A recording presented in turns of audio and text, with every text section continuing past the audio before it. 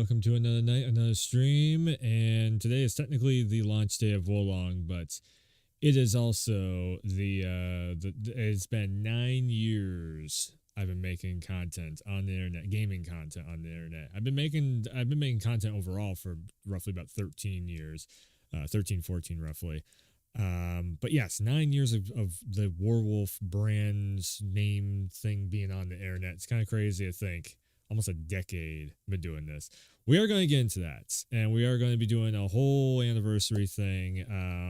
It's going to be more talking than watching old content, because I feel like I just got done doing all that with, like, you know, the YouTube and Twitch anniversaries, you know, the last few months. So I'm just going to be going over, like, you know, probably future plans and such, you know, in the content creator space of, like, where I'm at, where my head's at, what I predict I want to do for the future, and then, you know, all that stuff. Anyways, first up though, so Frostbite, he was just going off in Discord, going on and on about, like, how the combat in WARWU1F is super tough and everything. Now, for anybody else that's out there that's also feeling like, oh my god, this combat is super tough and, like, the boss fight is near impossible to do and everything, so there's a reason why they put out the demos, I feel, and the demos were like a giant thing of this is how the game works. What I'm going to try and do is I'm going to try and just run up to the first boss fight without even upgrading. I'm going to try and just go up there with I'm going to kill some of the enemies to get maybe just a health bar up there a tiny bit, but overall, and hopefully we shouldn't have any screen tearing happening tonight either. So I'm just gonna grab, like, default chick on here, I guess. We'll just, again, just it's more or less like a tutorial for the combat. If anybody else is having a really rough time with the combat, it's actually not. It's easier. The combat on this is actually easier in Sekiro. Once you get into it and you start figuring out, like, what the hell is going on with the combat in this, it's super simple. It is really, really simple, and I mean, the combat is the same thing for the little. I'm sure it will prove useful. For the smaller enemies or the bigger enemies.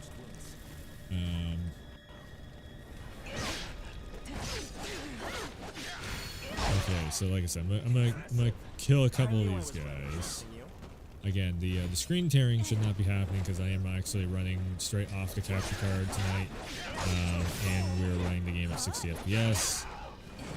Unfortunately, I just cannot run this at high frame rates or the capture card. Like, my computer, yeah, it's gonna do its thing. So we're just trying to run up to the boss fight real quick. And again, I am going to, like, after I get done doing, you know, the talking point of the stream, we are going to actually continue the playthrough a little bit of WARWU1F. But I just, like I said, I'm just going to get a little bit XP up just to be able to do this, do the boss fight. It'd probably take me, like, once or twice, maybe. Yeah, after all that, it's like so Frostbite got super fucking pissed off. It's like, I'm giving up this game, but, you know, it's like a level of just like, about it. I told him to tune in. I think he went to bed. He was like, fuck this shit, I'm out. But like I said, we'll just the real tutorial starts once I get to the boss fight here. Also, hopefully, is it looking a little? It's looking a little pixelated, isn't it? On the stream.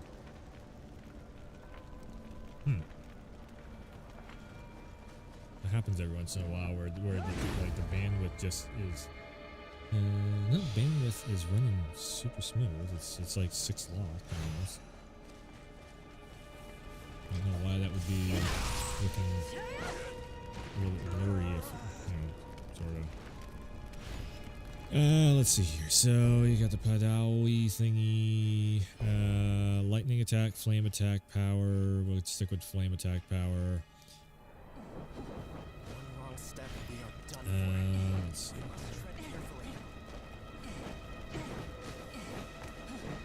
So, from what I understood from what he was going on about was the boss fight. It was, you know, as soon as he got into the boss fight, it was progression wall. He hit the progression wall and he got pissed off as all hell because he hit the progression wall. Understandable. It is understandable. Although, just the way he was attacking the combat system, I think he was just trying to rush in and tank everything like he normally does. That's not going to work in this.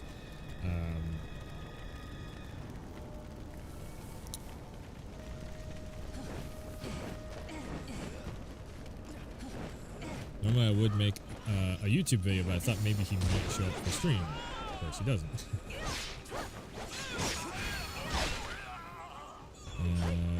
So yeah, he was talking about the AI companion, like the AI companions don't do shit. And it's just like, well, the AI companion is not supposed to do shit. That's actually like the point of the AI companion is just to throw your health packs a little bit. I like this. I like this more because, you know, fuck AI companions. They just get in your way, in all honesty. Like, you can actually get the boss fight into a rhythm because the AI companion is not screwing everything up. I think he might have been trying to also use the block button. Don't use the block button. Block button sucks ass in this. It just does. Oh, right, deliveries. Which also he probably did not go in there to grab the other armor set. So I'm just gonna do my health up there just a little bit, and I'm gonna pop on. Yeah, I'm gonna pop on all this armor here. I got both armor sets, really. So we're just gonna do all this. Oops. Actually, I think I get a buff if I use the full. No, that is full. Okay. So if you go in there, there is a free armor pack that comes with the Game Pass version of the game. If you are running on the Game Pass version of the game, that is. And you can end up getting like a ton of defense defense buffs right through the armor itself. Again, I'm just gonna run through, just kill these guys real quick. Oop. And I'm messing it up. I'm messing it up, and there goes. Okay, never mind. I'm gonna run past those guys then. Messing it up.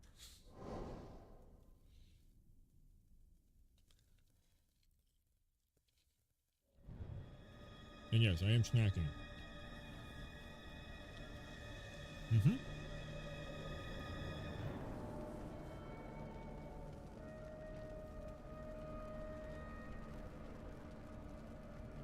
Oh yeah.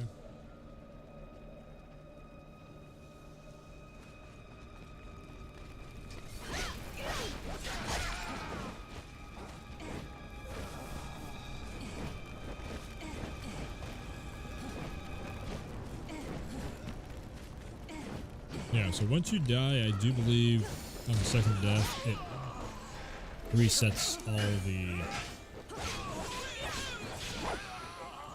Yeah. I lost all the XP. It's fine.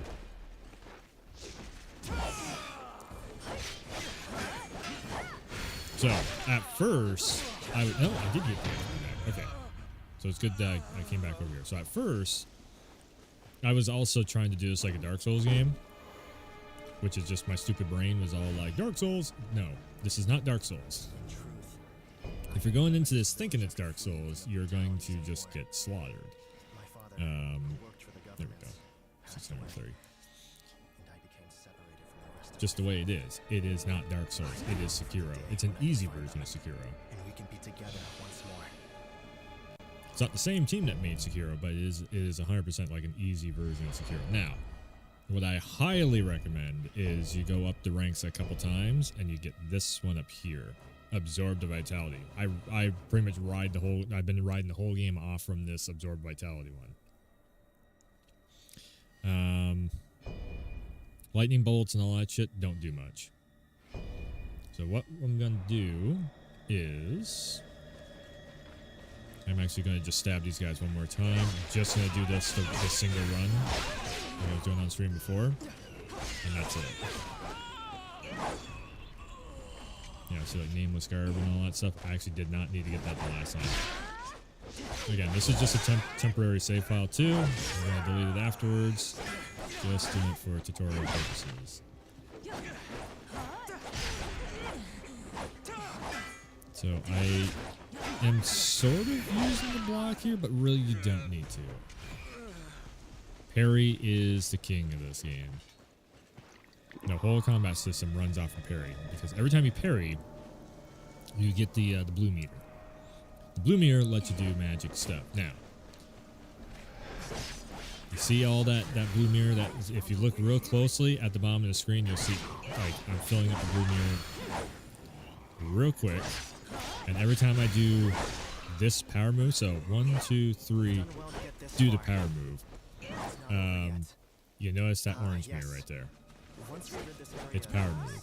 Now, if you have the blue mirror, you don't use the orange. Does not, you know, it's using the blue. The orange is basically like you can use the abilities in the attacks whenever you want to, but you can end up stunning yourself if you get too, you know, too hardcore with it.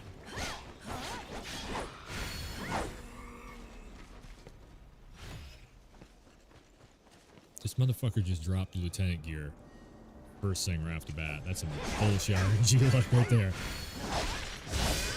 And that's the thing. Like that's why after I watched Fighting Cowboy actually for a second, and he was like, "Oh yeah, the parry is king." As soon as he said that, I'm like, "Oh, it's Sekiro. I gotta remember, it's Sekiro." But the thing with Sekiro was, what the fuck is happening?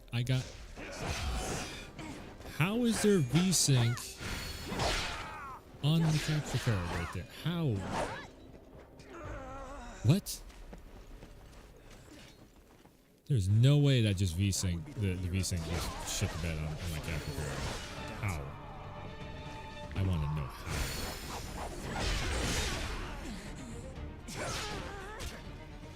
Again, because I'm not parrying.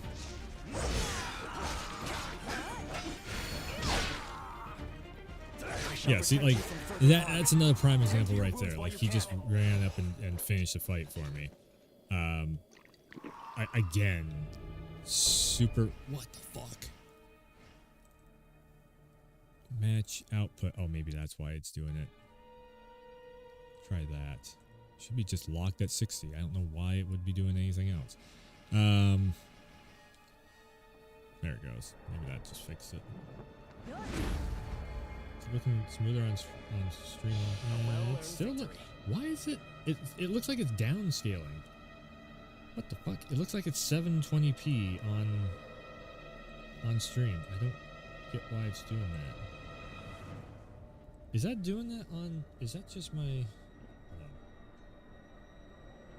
What the fuck? It's doing it on the damn... I gotta fix this stupid ass fucking OBS stuff. Like, OBS is just messing up majorly right now. After that last update, OBS has been a mess. I might actually roll it back to the older version of OBS. Anyways. Okay.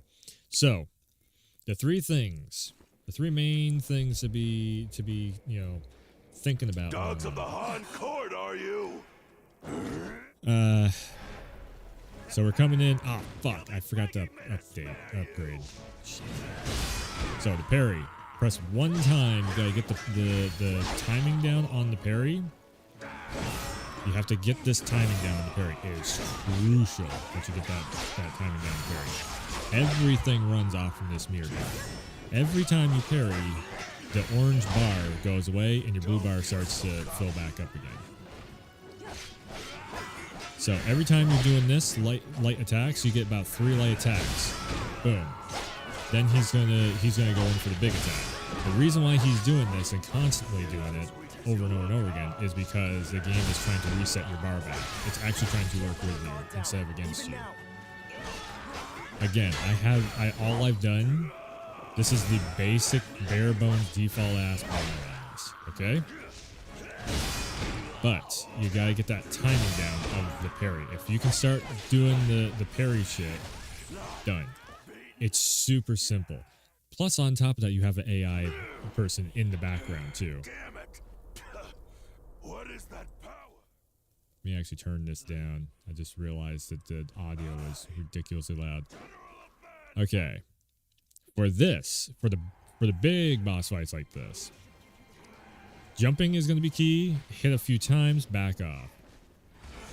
Oop, I got caught right there. Bam. Very close to death. Again, though, when the big red attacks happen, that's the main key that you're looking for.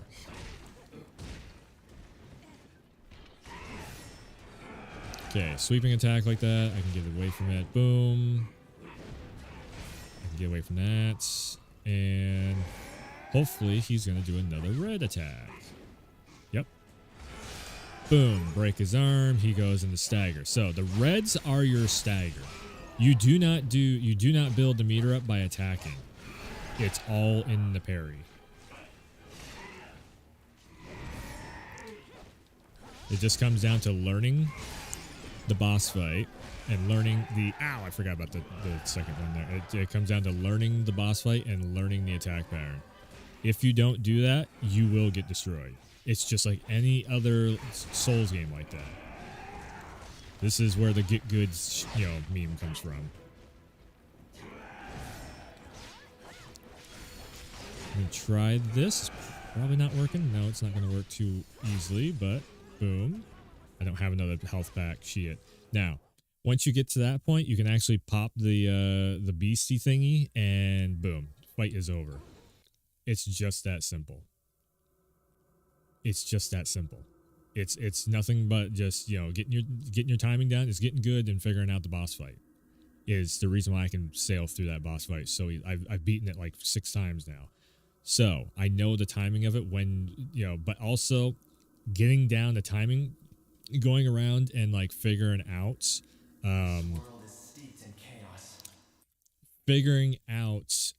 the parry timing overall, just going up to the little grunt enemies. And while the other thing is too, I grinded so much on this game to try and level up like 4 different characters now. I got everything down packed of like how the hell the swords and really okay. So that's the thing too. The swords and everything, it all is the same shit. So if you look, all I did, that's like the health, the health bar was the only thing I upgraded right there. I got flat default stats outside of that. And again, it just comes down to you have to figure out the game mechanics of it. If you're going in thinking you're going to be throwing all kinds of magic around and everything, no, the mirror does not let you do that. Also, the AI being out of your way is so much more important in this game because you end up staying on the rhythm of the fights instead of just being like, oh, I'm just gonna block this thing. No, you don't block. If you block, it's gonna fill up your mirror bar. It's all about the parry. Again, you parry to get blue. You use that blue. Usually, I use it for vitality magical shits, and so blue meter with the health, so you can suck the health out of the enemy when you attack them, and then poison I use again to siphon. Wow, this menu is bugged out. Again, too, this game does have some faults to it. It's not perfect. I do think the mirror is a little overused, but I see once I took a step back of like, okay, this is not a normal. It's more Sekiro with the meter stuff and everything.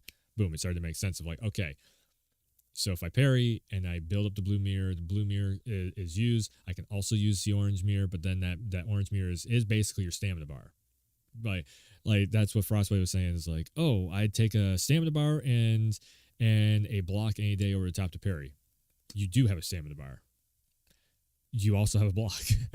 It's there. You're using it. It's just everything kind of runs off that mirror also. So you have to start parrying. You just have to learn a new mechanic of it. So if anybody's like again, if anybody's getting frustrated with Wolong, come at it from the aspect of like you just have to start getting your parry down, and just like go over to the littler enemies around here, and like especially in the first area because everybody is hits so everybody in the first area does so little damage. It's actually easier. Plus, they are just like little swords, sword dudes, like these guys over here. As soon as you see that red, yeah. See, I parried too quick. As soon as you see the red, though, that's like your key to victory. Is the red. Also, lock on. Nope. Yep. I got scared. There we go. Again, too, it takes me a second to sometimes get it also. What the fuck? Oh my god.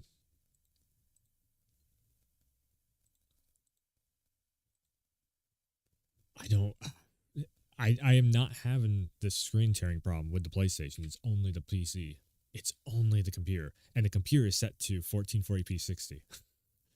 It's literally, the computer is matched up to OBS. There should be absolutely no screen tearing whatsoever at all. I limited everything down just for that. This fucking game itself is running at 60 FPS locked. I don't get it. Maybe full screen mode? Maybe that'll help? I don't get why there is screen tearing. It's only I played this for about 2 hours on the PlayStation and recorded everything for the launch night video. All the gameplay video that you saw was on the PlayStation version of this in the launch night video. No problem. Smooth as silk. I have no idea what the fuck is going on with that. And then also you're getting like random ass like white flashes happening in this. So weird.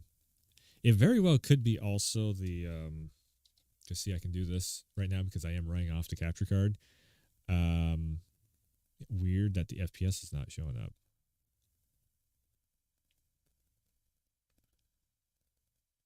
Yeah, I should be able to have that FPS. I was running it before. Huh. Outside, if I don't have the capture card plugged in, that shows up. It registers an FPS. Very weird. This game is, like I said, this game is not made perfect. It has its flaws. It's got some weird shit in it, but it is running right. It is running smooth. It's just not optimized too well. But yeah, that's the bare bones basics of WARWU1F is, like I said, you parry to get the blue meter. Normally what I do is I do the blue meter to get health pack to draw the health out of the boss fight, the enemies, whatever. Use poison as another way. So if that, like the piggy, it sits there and doing all that, it's getting ready to run at you. Toss the poison at it with the vitality going. You just suck up like it's probably like 3% of its health bar right there because it's just sitting there in the poison so long. Makes it super easy. To do. I mean, if somebody doesn't like the game because of parry, that's one thing. But saying that the game is broken, it's a piece of shit and everything, that's another. That's a very different situation. That's kind of, it's just, it was the pissed off nature of things that was happening. So let's get back to the 9 years. 9 long years. I don't know if I can even run too much of video stuff tonight. Tonight's stream might actually be a little bit it might be a little bit of a just talking point stream, because if I try and do anything on this shit with a capture card, it just doesn't want to work. I got what, 130 more subs on YouTube than I do on Twitch. Funny. So 9 long years. Been doing this stuff for 9 long years. There's not much in the way of videos on Twitch anymore.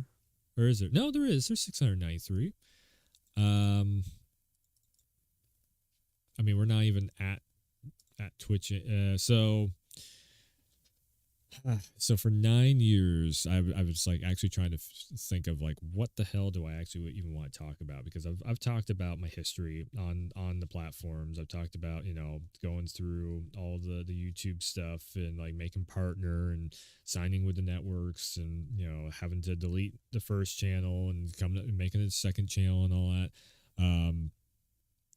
I've talked about that stuff over and over and over again, and I think what I'd actually like to talk about now is just like, after all these 9 years of the Warwolf brand being around, where I wasn't even trying to start it as like a brand. I don't That was so far out of my brain back when I started doing everything. You know what?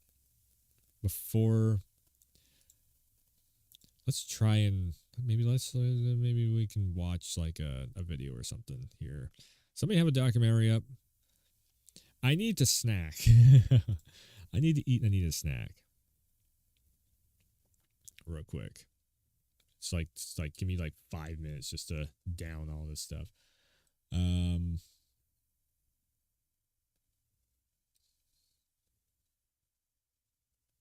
Keep myself a little bit smaller. Actually, this is something that is kind of interesting too. Is WARWU1F. So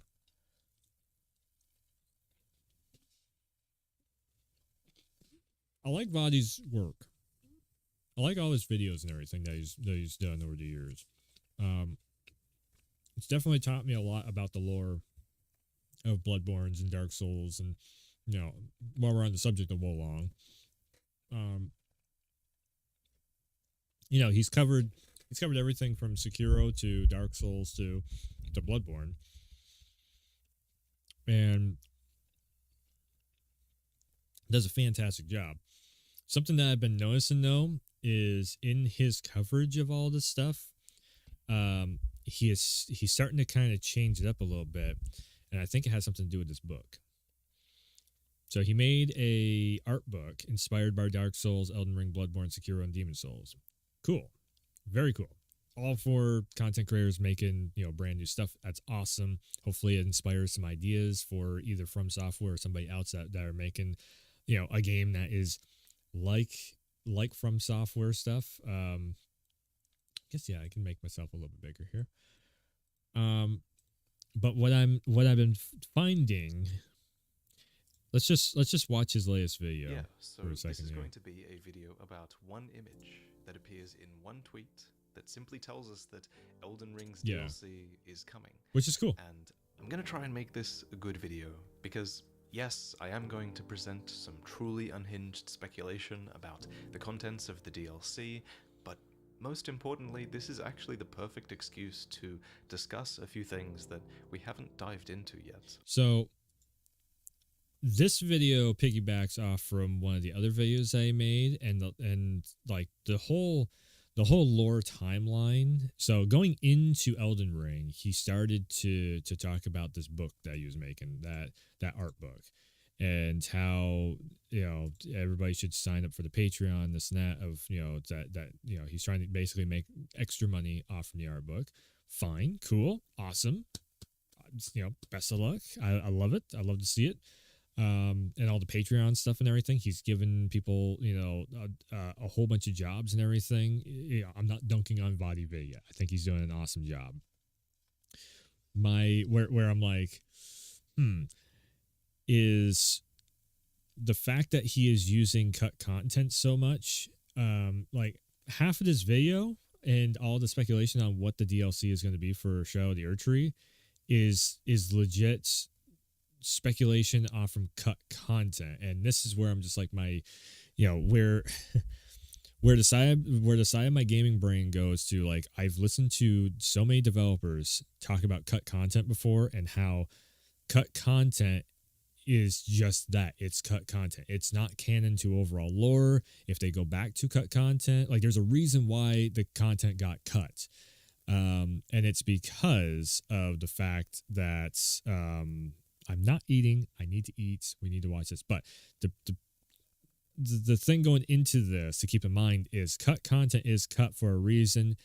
The cut content is literally stuff that just didn't fit in the lore. and they were just like, okay, this is just going too far out left field. And yes, it stays in the game files because you only have a set amount of time to, if sometimes you take something out and it screws the whole game up, so you just deactivate it so you don't ever see it in the game. That's where data miners end up finding this stuff. And they're like, oh, well, this was a thing, and this should be 100% lore. No, it's not, because it's not part of the actual stuff that is presented in game. You can't consider that to be canon lore. So it's like for Elden Ring especially, Vadi's been doing this whole thing of like, well, in the cut like if he was putting this as like, okay, the cut content is here, this is a cool side thing that they were, like as a side note, there was a cut content that could have been this.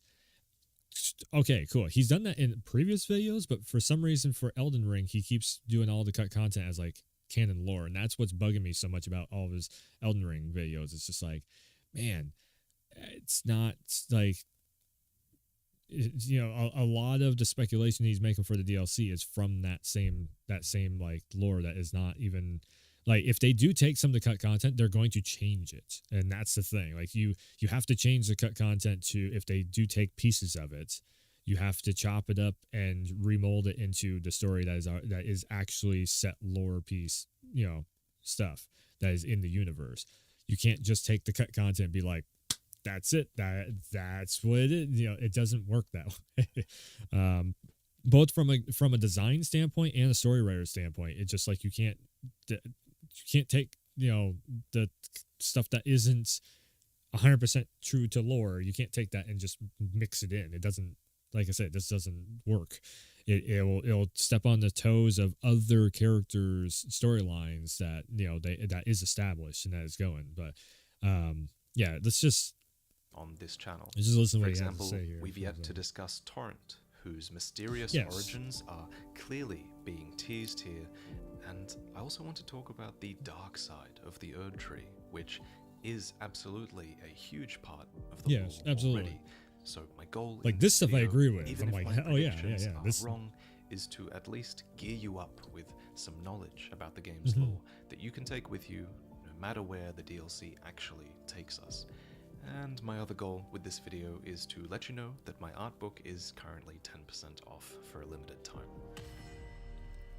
First and foremost, let's talk about who is riding Torrent in this image, because out of everything I talk about in this video, this is the thing that I'm most certain of. Now, at first, when I saw this, my mind went immediately to it being Queen Marika, because of that braided golden hair. No, it is. It 100% is. It's a young Queen Marika, and it's a prequel, but if you go watch my video, you can see the reason why I say this.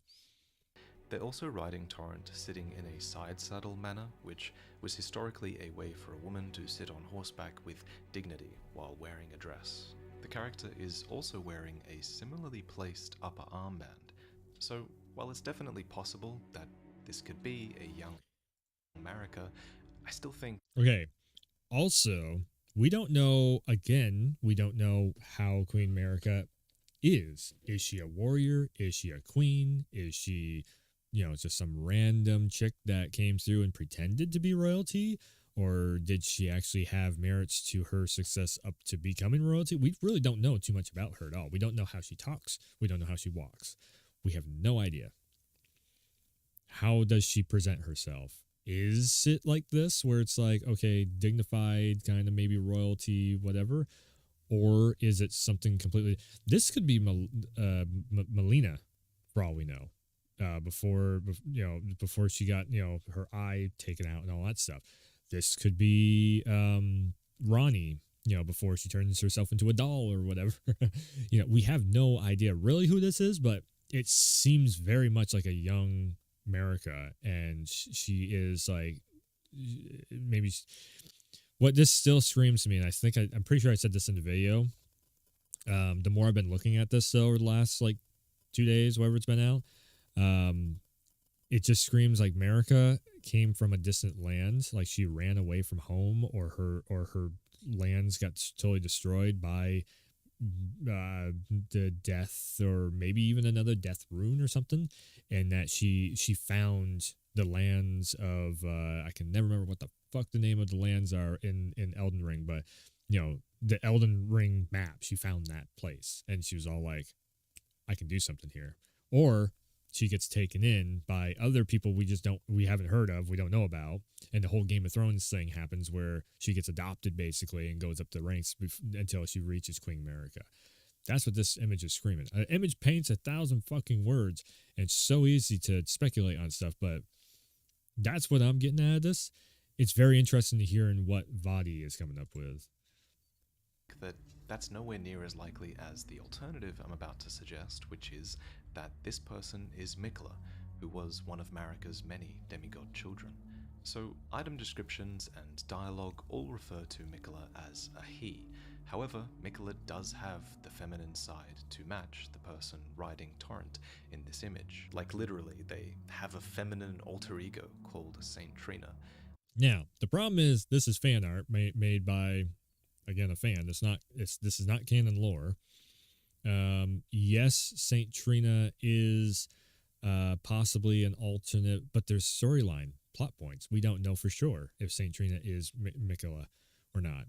We're pretty certain of it, but I don't think we know absolutely for canon sure. If we do, okay, sure. All right, I'm wrong on that. But again, this does, I don't know. The timeline doesn't match up to what we're being seen with the lands also. If this is a sequel, how in the fuck is how do they know which ending you came up with? Like that's just, I don't think it could be a sequel because of that. Like which ending? The frenzied, you burn the land, you become Elden, the Elden Lord. Which ending would it be? If any of this is news to you, then I recommend you go and watch my recent 47-minute long lore video on Mikola that explains so much about their character. But in that video, I talked about all the known statues of Mikola, which feature them in a long garb that actually cuts off at the elbow, and looking back, this is the exact same garb that this character is wearing. What's more, the hair here, while it is braided like Marika's, it's also long and flowing, and just the style is identical to Mikola's, as you can clearly see in the opening cinematic. Marika's hair, by contrast, is always symbolically depicted as two standalone braids, and not to mention, depictions of Marika are always of her in full womanhood, but this figure is meek and they're childlike by comparison. So, in a prequel. my eyes, this is definitely Mikola, who was cursed to eternal childhood. Also, in regards to the tweet, it does say, "Rise tarnished and let us walk a new path together," which kind of reminds me of what I said in the recent Mikola video, where I speculated a lot about how Mikola's intent might be to plant a new world order, and perhaps to walk a new path. Now, yes, I do agree with that point, but rise, tarnish, a new world. The whole premise of the game is about you becoming a tarnished and rising up to become Elden Lord. Now, if this is a prequel and we get to see the first person, the first tarnished, I don't think you'll be playing as your character. I think you're going to be playing as a new character. I think this is going to be a giant fucking DLC also, by the way. So what I would say is that you are rising up as the first tarnished to try and become Elden Lord, which they also have said like, oh, you're the next tarnished to try and do it. There has been multiple tarnished, soldiers basically trying to become Elden Lord. They've come close to succeeding, but was it Godfrey, the one that you end up fighting that was the first Elden Lord, and you get his armor and all that stuff. Everybody fell victim to him. And he worked his way up through and earned that spot. And then you come along and destroy his ass and earn the spot from him. So to think that it's Mikola's story going forward in a sequel again, and this is a dream sequence, I don't know. I don't know about all that. The way people are going with that too. In all honesty, we're probably all wrong, and it's a totally different story.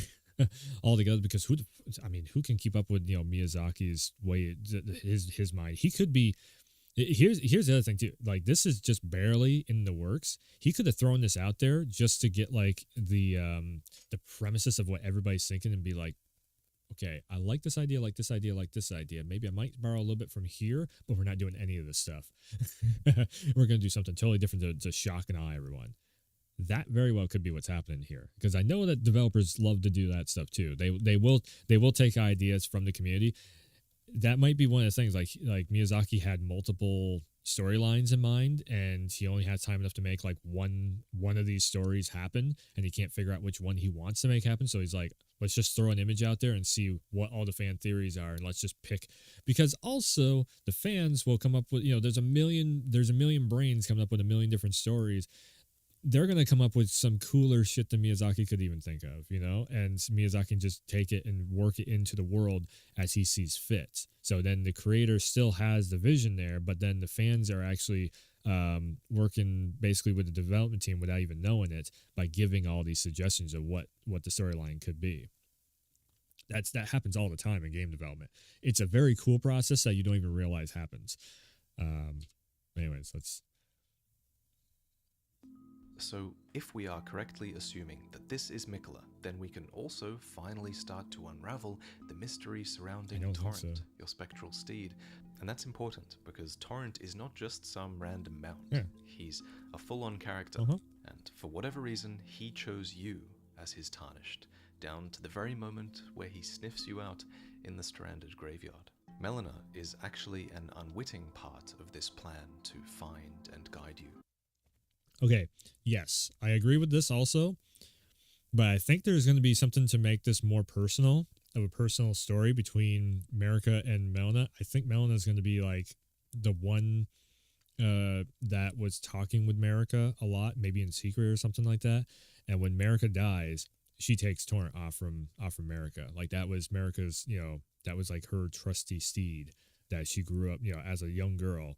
She found these lands because he was, or is it he? I don't know.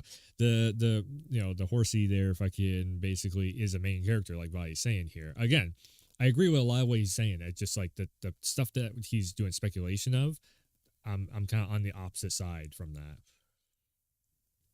She has no real memory or knowledge of whatever plot that she's a part of, beyond following Torrent's own guidance, which she then passes on to you by giving you a golden ring, which doubles as a whistle. Someone who does seem to know a bit more about Torrent is Rani, who, you might remember, at the very start of the game, entrusts you with 3 lone wolf spirits, and they give you a spirit calling bell as well, and Rani says that these are from Torrent's former master. I'd heard tell of a tarnished hurtling about atop a spectral steed. I was entrusted this for thee, by Torrent's former master.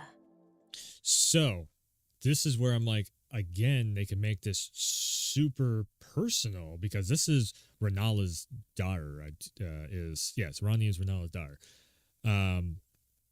What if, because there's like 100 years of lore that we don't know anything about, and that's what Shadow of the Erdtree hopefully is going to be shedding a light on.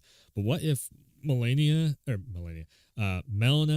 and Rani were actually in secrets talking to each other, and maybe they were also working with Marika, and to try and solve the Shattering War, or something, because there's so much bloodshed that happened during the Shattering War. I mean, you just see it, like there's armies wiped out on every single part of the map. There's a giant amount of the armies all wiped out.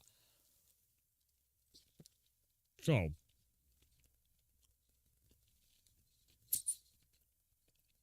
hold on.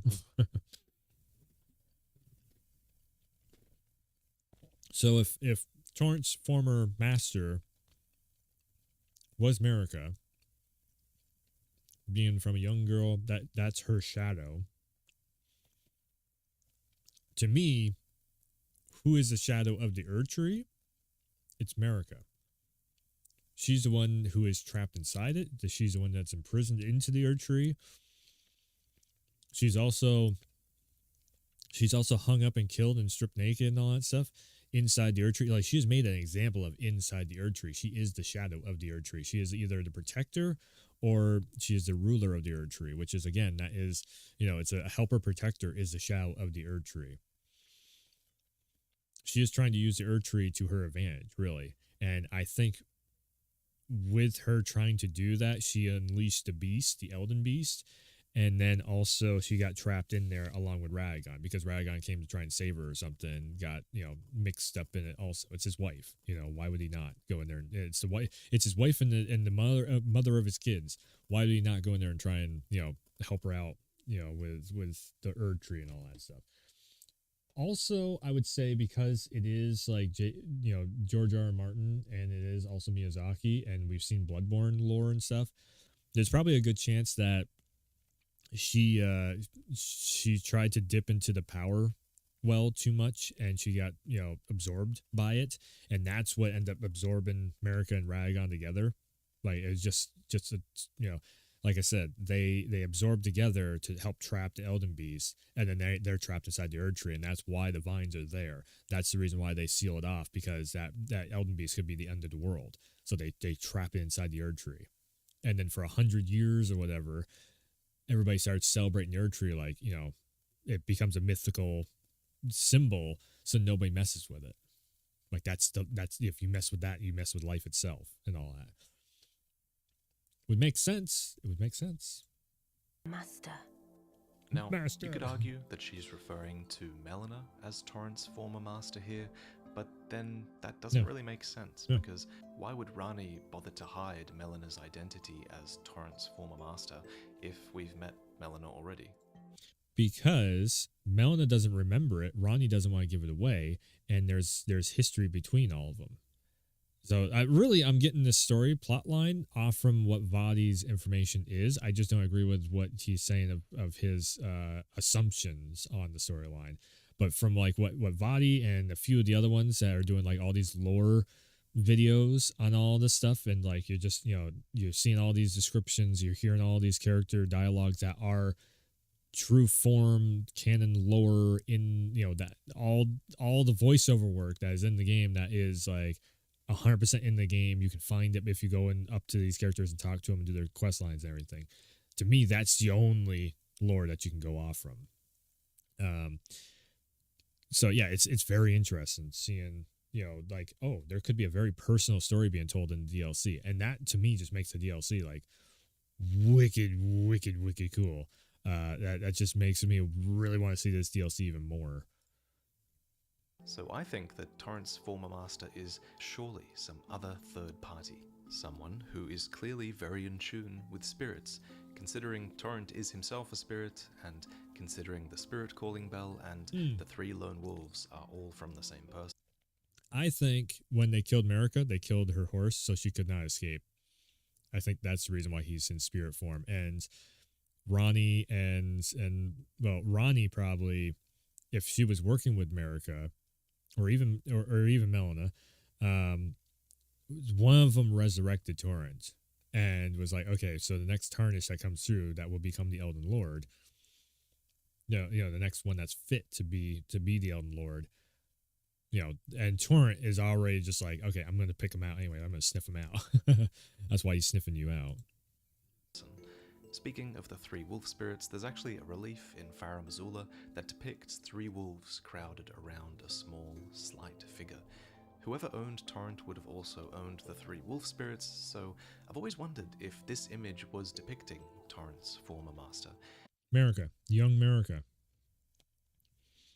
She rides in on Torrent, and then to become one with the lands or whatever, or maybe she knew Renala. And Renala gifted her pet wolves as a way of defense. Maybe she's not a warrior. Again, we don't know who the hell Marika really truly is. And whoever Torrent's former master was, they were someone that was able to compel both Melina and Ranni to seek you out on their behalf. My best guess until now was that it was Marika doing this, as we know she goes to great lengths to help the Tarnished. Even Hugh forges weapons for you on Marika's behalf, and he even speaks of a spirit caller that he once knew. So yeah, I always thought the spirit caller might have been Marika until now, because considering this image, I think we really have to entertain the possibility that Torrent's former master could have been Miquella. I think it's Ranni. That's the reason why you end up having that ending. Like the secret ending to it is literally you're putting a ring on the finger of Ranni, and she is trying to bring in a new age underneath the You know, like all they've gotten is war underneath America and Radagon. So she is trying to bring in an age of the moon and the stars and all that, of like, you know, a peaceful age. She sees like all we're going to do is just destroy this world if we do not stop, you know, what the effects of the death rune. So 100%, I would say, yeah, like, I mean, the first person that you meet after Melina is Ronnie. And she is also the line dialogue. Somebody brought it up that the line dialogue that Ronnie says to you first of all is the name of her, the one that trained her. Like she doesn't know if you're okay, so you're a tarnished, but she doesn't know she can trust you or not. So she uses a false identity. Also, she doesn't know who you talk to. Or actually, no, you just talked to Melina. If she knows that, then if she knew Melina and Melina just doesn't remember it, then again, false identity to, you know, cover up the fact that, oh, we know each other. She just doesn't remember it, and I don't need you telling her this. Makes sense. It kind of ties it all together. A famous ability to compel the affection and loyalty of others. So it's also very easy to think then that Rani, Melina, Torrent, and even Hugh might have intervened to assist you on Miquella's behalf. Miquella was also a talented craftsman who might have crafted the golden spectral steed whistle ring. Anyway, for now this is just all speculation, but at the very least, I think we are getting closer to learning about Torrent's former master here, for sure. And finally, what's with the dark Erdtree in the distance? This is the last thing I want to discuss because this is the thing I think you can be the least sure of, and I'm kind of just going to throw a lot of theories at the wall and see if anything sticks. But it's a really fascinating concept, so... My idea on this is the Erdtree is still, it is getting wrapped up, and for sure everybody's like, yes, there's like a dark vine or a dark tree, whatever, wrapping around the Erdtree. Again, I think it's a prequel. All the gold that you're seeing coming out of here, it still hasn't sprouted, I guess, like, and so one of the things that Elden Ring does take off from a lot is like D&D logic. And one of the things, if you go and watch Vox Machina, it made me go, oh damn, yeah, that's like the Erdtree. And especially when I saw this, it was just like flashback to Vox Machina, where Keyleth is she's talking to the tree, and you know the tree used to be vibrant and it used to be alive, and it was helping, you know, it was helping bring life to the surrounding area around it and all that. And I was just like, oh, it's the Erdtree. It's totally the Erdtree. Okay. And then I see this, I'm just like, that looks a lot like either. So you could make the argument that this is like burned, like it's the burned ending of the Erdtree, and that's what this is. But again, we don't know for sure. I mean, if they're going to make that canon, then yes, that would be one possibility, that this is after burning the lands, and now all of a sudden, you know, there's some chick on horseback coming through to, I don't know, be the next Queen America or something.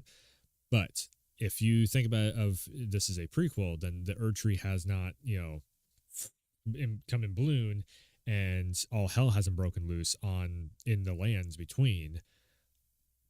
It is the lands between, isn't it? Something like that. Anyways, in the Elden Ring, you know, lands, all hell hasn't broken loose yet. So the tree is still young in its form.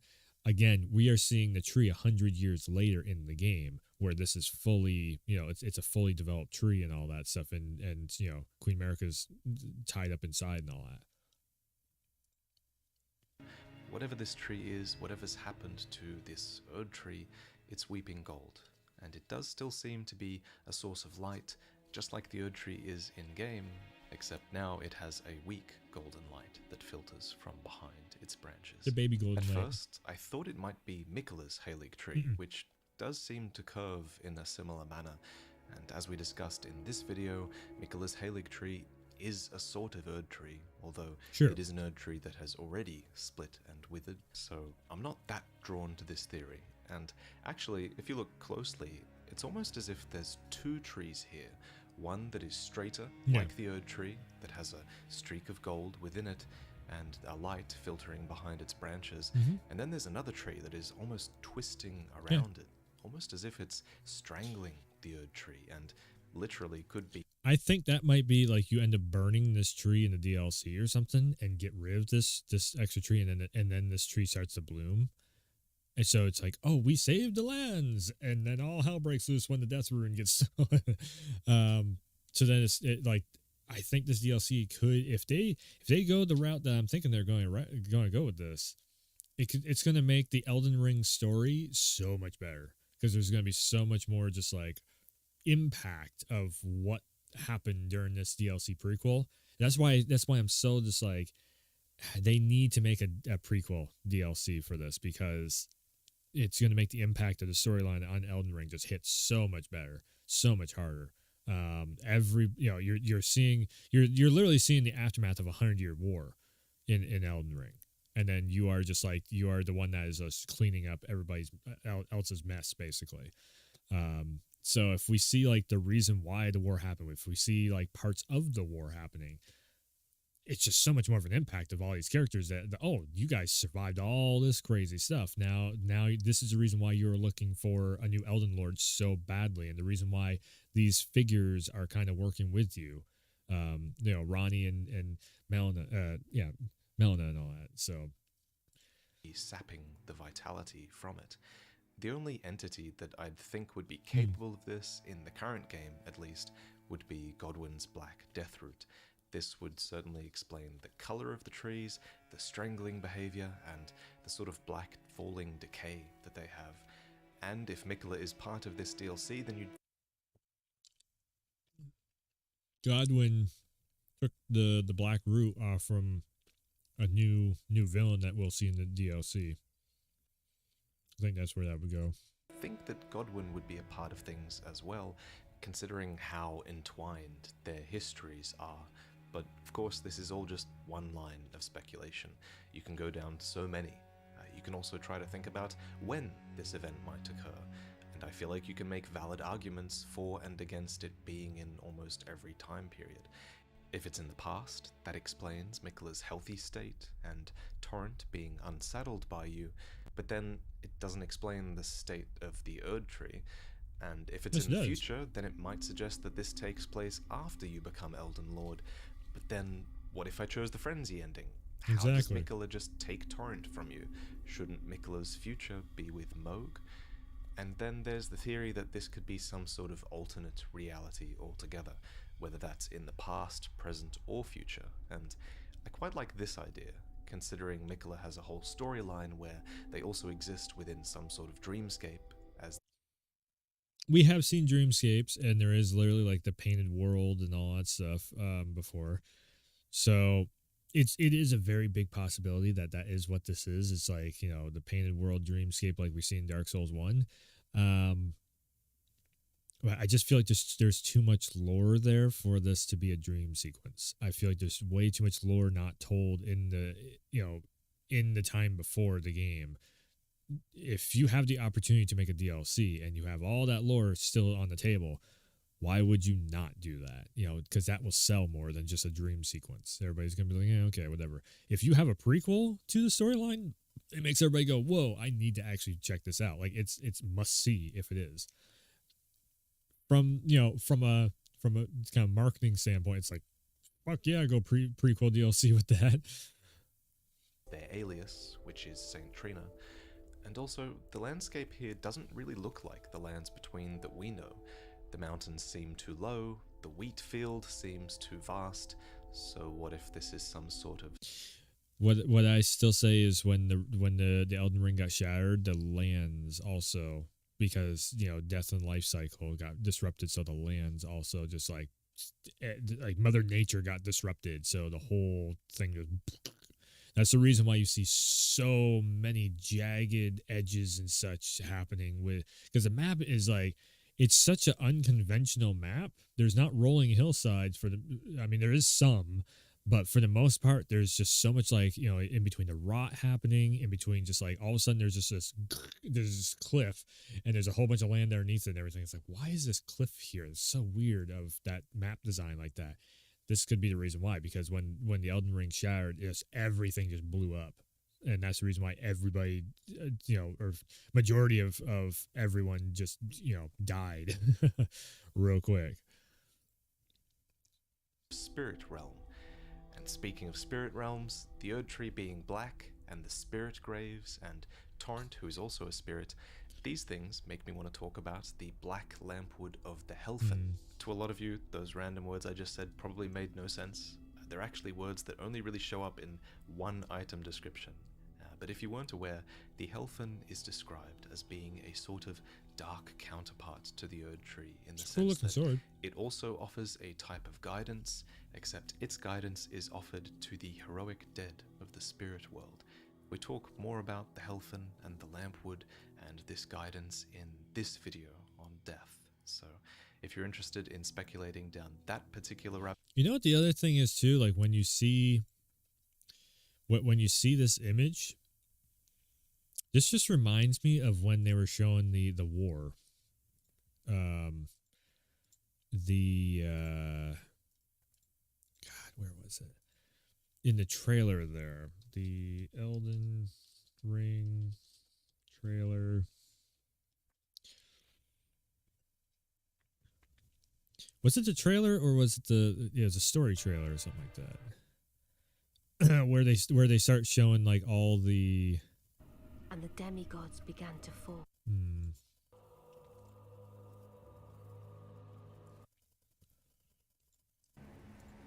Like the lighting for it just feels more like this is the early days when they were just, when the Erd Tree.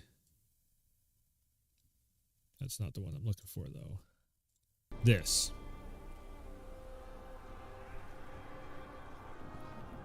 That image feels like this. It's got this tone to it. And this is the Shattering War. Now, the Erd Tree is in full bloom and everything, but this is also, like I said, it could very well be just origin story mixed with, like, who the hell is America? And, why did this happen? This whole war right here happened. Again, though, I just feel like, America's been around for a long time. She has ruled for many, many, many, many, many years. And she is just trying to figure out some way of not having her whole, like, I think everybody just started warring against each other. Maybe she tried to keep the peace. We don't know who she is. Again, maybe she started all this. We don't know. And in one last ditch effort, she broke the Elden Ring and destroyed, the death, or stole the death rune. So they could have more power to overswing this happening. What could the demigods ever hope to win by warring?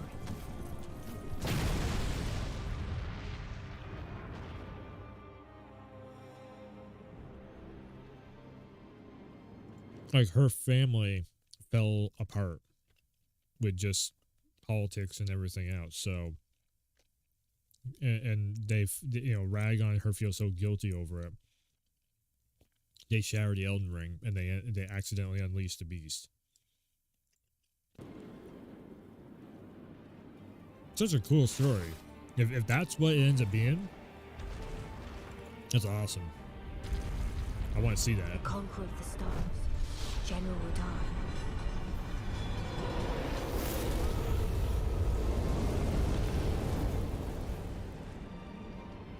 And the blade of Mikkel and Melania the Seventh. These two were the mightiest to remain, and locked horns in combat. To remain, so after everyone else died, including their parents and everything, these two were the ones to finally end the war. This was the end of the war. This was the last stand. They just kept fighting. That's all they knew how to do, was just keep fighting. But there would be no victor.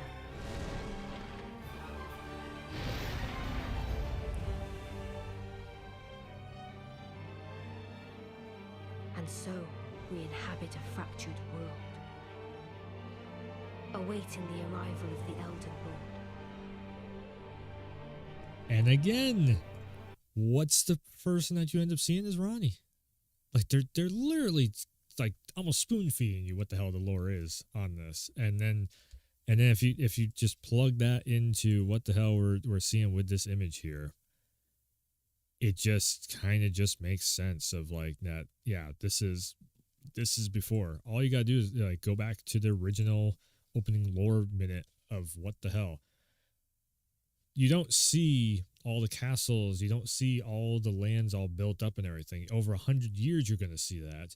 But, you know, like I said, I think America isn't even human. I think she's probably she's like some well, yeah, America is like a demigod, whatever, and she don't age, you know? So it's like such cool lore. Again, the reason why I'm so like, because I'm, you know, I've been watching stuff like Critical Role, where it's like that D&D shit. To see the level of storytelling that somebody like Matt Mercer can tell, and you plug that in with like the level of storytelling that we've seen in Bloodborne from Miyazaki, it's just like, what the hell could they actually like? Okay, so Elden Ring's lore is pretty cool, but man, they could take it up to a whole other level with what George R. R. Martin wrote too for this DLC timeline. He kind of already talked about it too, of what the hell he wrote. He wrote a whole bunch of stuff. Why would they not? They haven't really fully utilized that story. And I'm thinking that that's what this is going to be, is the utilization of the story that George R. R. Martin wrote. So that's why I'm like, I think this DLC is going to be fucking huge. This isn't just going to be like a DLC. This is going to be like a giant expansion pack for the game, to the likes of like, this is almost like a side game of Elden Ring. You know, it's think about like the Ragnarok DLC for Assassin's Creed, like how big that, you know, all those expansion packs that they did for Assassin's Creed. I think that's the level of what we're going to be seeing here. That adds so much lore and storyline to Valhalla. Yeah. So, anyways, I am done with my plates. I need to go over a little bit more of the 9 years of me making videos and stuff. I forget where I left off, but give me 1 second. I'll go throw this plate out. Grab me a drink real quick. Then I'll jump into it. The only reason why I didn't eat before I started while I was eating because freaking Frostbite was hitting me up. Was, oh my god, the Warlong is so hard. That's why I started off tonight the way I did. He's like, I can't even get anywhere in this game. I'm like, hold on a second. Give me 5 minutes. I'll just load up the stream. I'll show you, you know, how to. I might even make that into a tutorial video. I might do it. Like, how in the hell I do the combat in Wolong. Be a short little video. Not hard to explain. Yeah, the rest of those are good. Anyways, real quick, BRB. Doctor. Call me Otacon. Otacon? It stands for Otaku Convention. And otaku's a guy like me who likes Japanimation. Oh, no. Japan was the first country to successfully make bipedal robots. They're still the best in the field of robotics. More Armored Core units. Japanese cartoons played some part in that? They did. Really? I didn't get really, into science to Kojima? make nuclear weapons, you know. That's what all scientists say. I became a scientist because I wanted to make robots like the ones in the Japanese animes. Really, it's true. Just sounds like a childish excuse to me. So all this was, it just all came from anime. You're right. We have to take responsibility. Science has always thrived on war. Greatest weapons of mass destruction were created by scientists who wanted to be famous. From Japan. But that's all over now. I won't take part in murder anymore.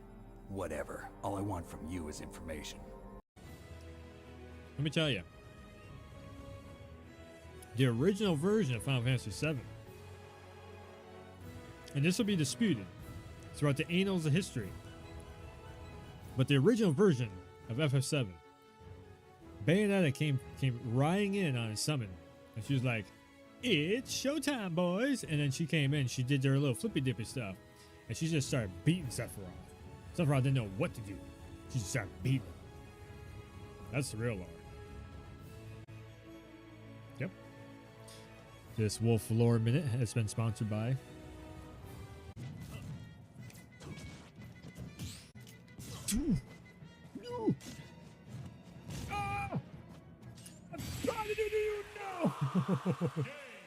Cloud, you just got your ass beat.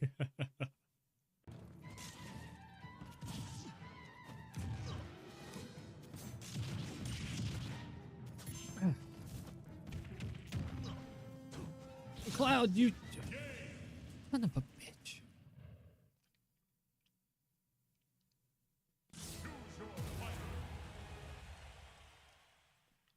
The load times on the Switch, damn. Okay. Oh, yeah. Okay, so God. Again, so 9 long years, almost a decade doing this shit. This is the thing, like with the WARWU streams, you never know what the hell you're going to be seeing or hearing or what I'm going to be talking about and everything. You know, switch up. You know, it bugs me that this Elden Ring DLC video is only gotten 2 views. Been up for like 2 days now. It's only gotten 2 views. It's bugging me in that fact. Did people just like they finished Elden Ring and they were just done? I feel like there's a lot of good lore there. There's a lot of cool stories being told in it, and I don't want to see it just fall the fuck off. I mean, it won't fall off if if I have it on my channel at all. It ain't gonna fall off. Problem is, I ain't got time enough to fucking do anything with it until like the DLC drops. But so 9 years, we gotta get into all this, and I'm hesitant to even talk about future plans or whatever because. I mean, to talk about the future, we got to talk about where the Werewolf name and brand and everything. So again, to get back into the whole 9-year thing of content creation, or 9 years of gaming content creation. So again, when I started, when I just started up a random YouTube channel for Werewolf, it was like basically my whole intention for doing gaming content was just to have some place to put like record what I'm doing. And so if one day I start to forget stuff or whatever the case may be, I have all these videos. I can go back and watch all the adventures of like what was my reaction to certain things. And I just thought that was really cool of like, oh, I can keep a record of all this. It's almost like, my grandparents always had, or my grandmother always had photo albums, and it's like just going through the photo albums. And then also grandfather used to record or film like, the movies, like the little home movies there with the family vacations and all that stuff. So seeing that, I'm just like, man, I should do that for like all these game adventures because you're going through all these different worlds and all the character stuff that I do and that I was doing in WWE, and then competing in Call of Duty and all that stuff. And it was just like for years there's no footage of me competing back in COD 4 and MW3 and this and that. It's like, not when I say competing, I don't mean like esports level whatever, but just like doing like clan wars and being in with teams and whatnot, and playing pub matches with all those guys. It didn't end well with any of the teams, but it was a lot of memories of just like dominating here and there. So that's 9 years ago. That's what this whole what I just wanted to do was just like, oh, okay, I'm just gonna create an account and upload stuff. And that's 9 years ago on YouTube. That's basically all anybody was doing. It wasn't about making money. It wasn't about marketing. It wasn't about sponsorships. It wasn't about any of this shit, sub counts and all that stuff. I guess the smart ones, it was for them, but for the rest of us, it was just like the handful of people that were just like, oh, I'm gonna make this into a business or whatever. The rest of us are just like, nah, I'm just posting stuff just to post it. Now everybody's all business. It's just nothing but business now, which is not a bad thing. It's definitely not a bad thing. So going forward, about 2016, I'll say, maybe even 2015, I guess it might have also been. That's when I started figuring out about the business side of YouTube and, how, you can make some money off from this. And back then you could just sign up and become a partner. You hit the goal of the required stuff. You didn't have to go through this, that, and the other thing. Same thing with PayPal. Like you could just make a PayPal account and just have it sitting there for if you need to transfer some money back and forth. Now you have to go through, this and that hoops and everything else to end up making social security numbers to IDs to, all that stuff. So it's definitely like I've seen the industry grow a lot during the 9 years of doing all this stuff. Like back when I started, we were all on the 360 and the PS3. I think it might have been like just as, no, it was just the starting of the Xbox One era of, when Microsoft was kind of getting going and the PS4 was not quite out yet. And that's basically when I started, was in that transition period between the 360 and the Xbox One. And I had an Xbox One, I was playing Titanfall, and that started to blow up a little bit on YouTube. I was like, wow, okay, I'm getting, a couple hundred views on this. Cool.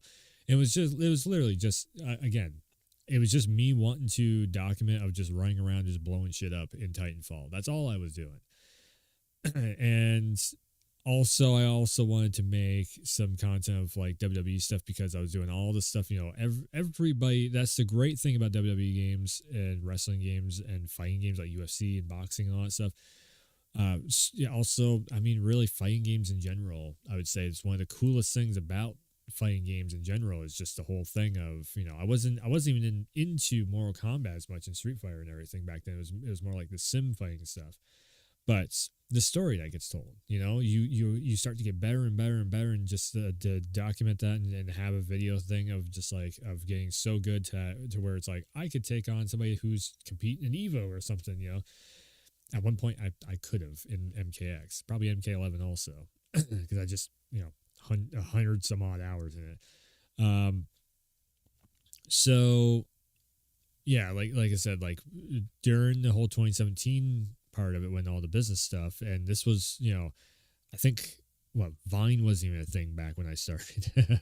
I watched Vine get big, and then I watched, the TikTok explosion, and then we had, now we got shorts and everything, and just seeing all that stuff happen too. Again, everything keeps turning into more of a business other than just like, be creative, come on here and do what make some cool stuff. Nobody is about that anymore. Like, the whole thing, whether it's Twitch or YouTube, nobody is really about that stuff anymore. It's all about the, can you market it?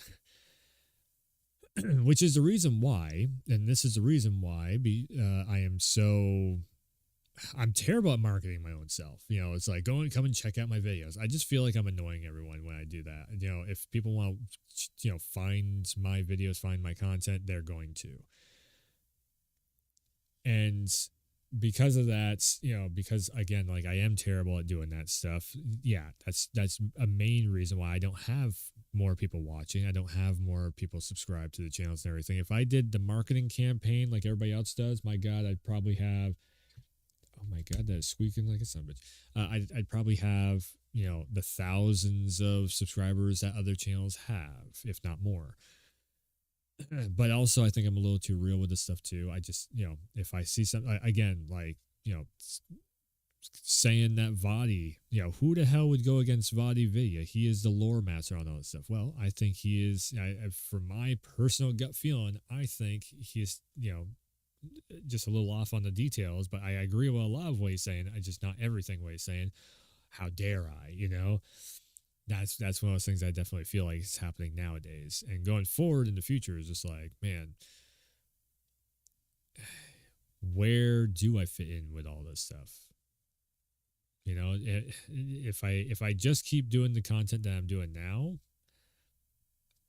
okay, it's been like the numbers have gone up. I will not say I haven't had growth, especially in the last like few years now, ever since like the 2020 stuff and all that. Like in the last 28 days, 8 subscribers. Now I'd like to have 10, 15 in a month's period of time to actually have some more steady growth. Sometimes I do. Sometimes a video hits. I think my biggest somewhat gripe, and I know everybody's probably like, well, show the damn screen. My biggest, maybe, it's not even a gripe. It's just maybe, I guess, frustration with my growth on this. And again, this is partly my fault because I don't market myself the proper way, and I don't network with people, and I barely ever network with anybody.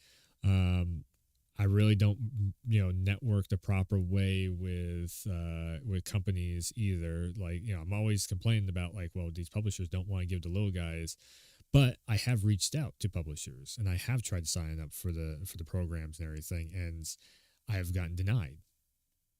Just like many others that also have bigger channels than me have gotten denied on the same aspect. So it's like, where do I go with this? It's that's where it's like, okay, so do I get to partnership status with YouTube? Do I really try and push for that? Again, I've been doing this for like 9 years on the YouTube front. So the reason why I don't have partnership on YouTube is because I got screwed over, and that I've talked about that many times over again. Like, this is the second version of the channel. It's technically just the main channel. Like, the first channel is, so I've had this channel longer than I had the original channel, and I got more numbers on this channel than I had on the original channel. I've grown this channel bigger than the original channel. That's a really good part of this current WARWU1F YouTube channel. I will not start this channel over again either. If this channel goes under, it's done. I'm done with YouTube. I'm not restarting again. I did it once, and I'm just like, no, I'm good. But a lot of the videos that are on here from the old, I have them labeled even in the playlist of the original. If you go into the playlist, original WARWU1F YouTube channel videos, 293 of them. I was just squeaking up on the 300 videos mark, and my liked videos, right? And that's, yeah. I stopped at 300. Now, if you look at all these other ones, now a lot of these Let's Talks were also from the old original channel too, so it's probably a little bit even more than 300 videos. It was probably like almost 400, I'd say. But again, like, if this channel went under, if this WARWU1F channel, also I gotta change my pinned tweet too. To actually, I have an actual @ handle now. It is like @WARWU1F_. So if you're looking for the WARWU1F YouTube channel, you can actually do youtube.com /@WARWU1F_, and you can actually find my channel. I thought that was really cool that they added that. They helped me out tremendously with that one, because before it was just a bunch of random letters and numbers. I can actually market my channel a little bit easier now. That was one of the things. So what the hell was it? Bandai? I think it was, no, Koei Tecmo. Koei Tecmo. They just recently they were asking everybody to sign up for the what was it? For early access for, and this is public knowledge, anybody could sign up for it, but you have to have a big enough channel for it. Koei Tecmo Fatal Frame, there we go. That's the game. And I'm like, and so they were asking like, well, what's your, you need such and such many viewers for your channels and everything. And I'm just like, fuck, I can't do it on Twitch because nobody shows up to the live stream. I barely get lurkers on the live stream. And this is one of those things where, to me, it's just like even right now, I barely have anybody showing up. I stream on the regular. I get 3 viewers on average. Again, I could be in the money pretty easily. Average viewers per channel. Most recent streams.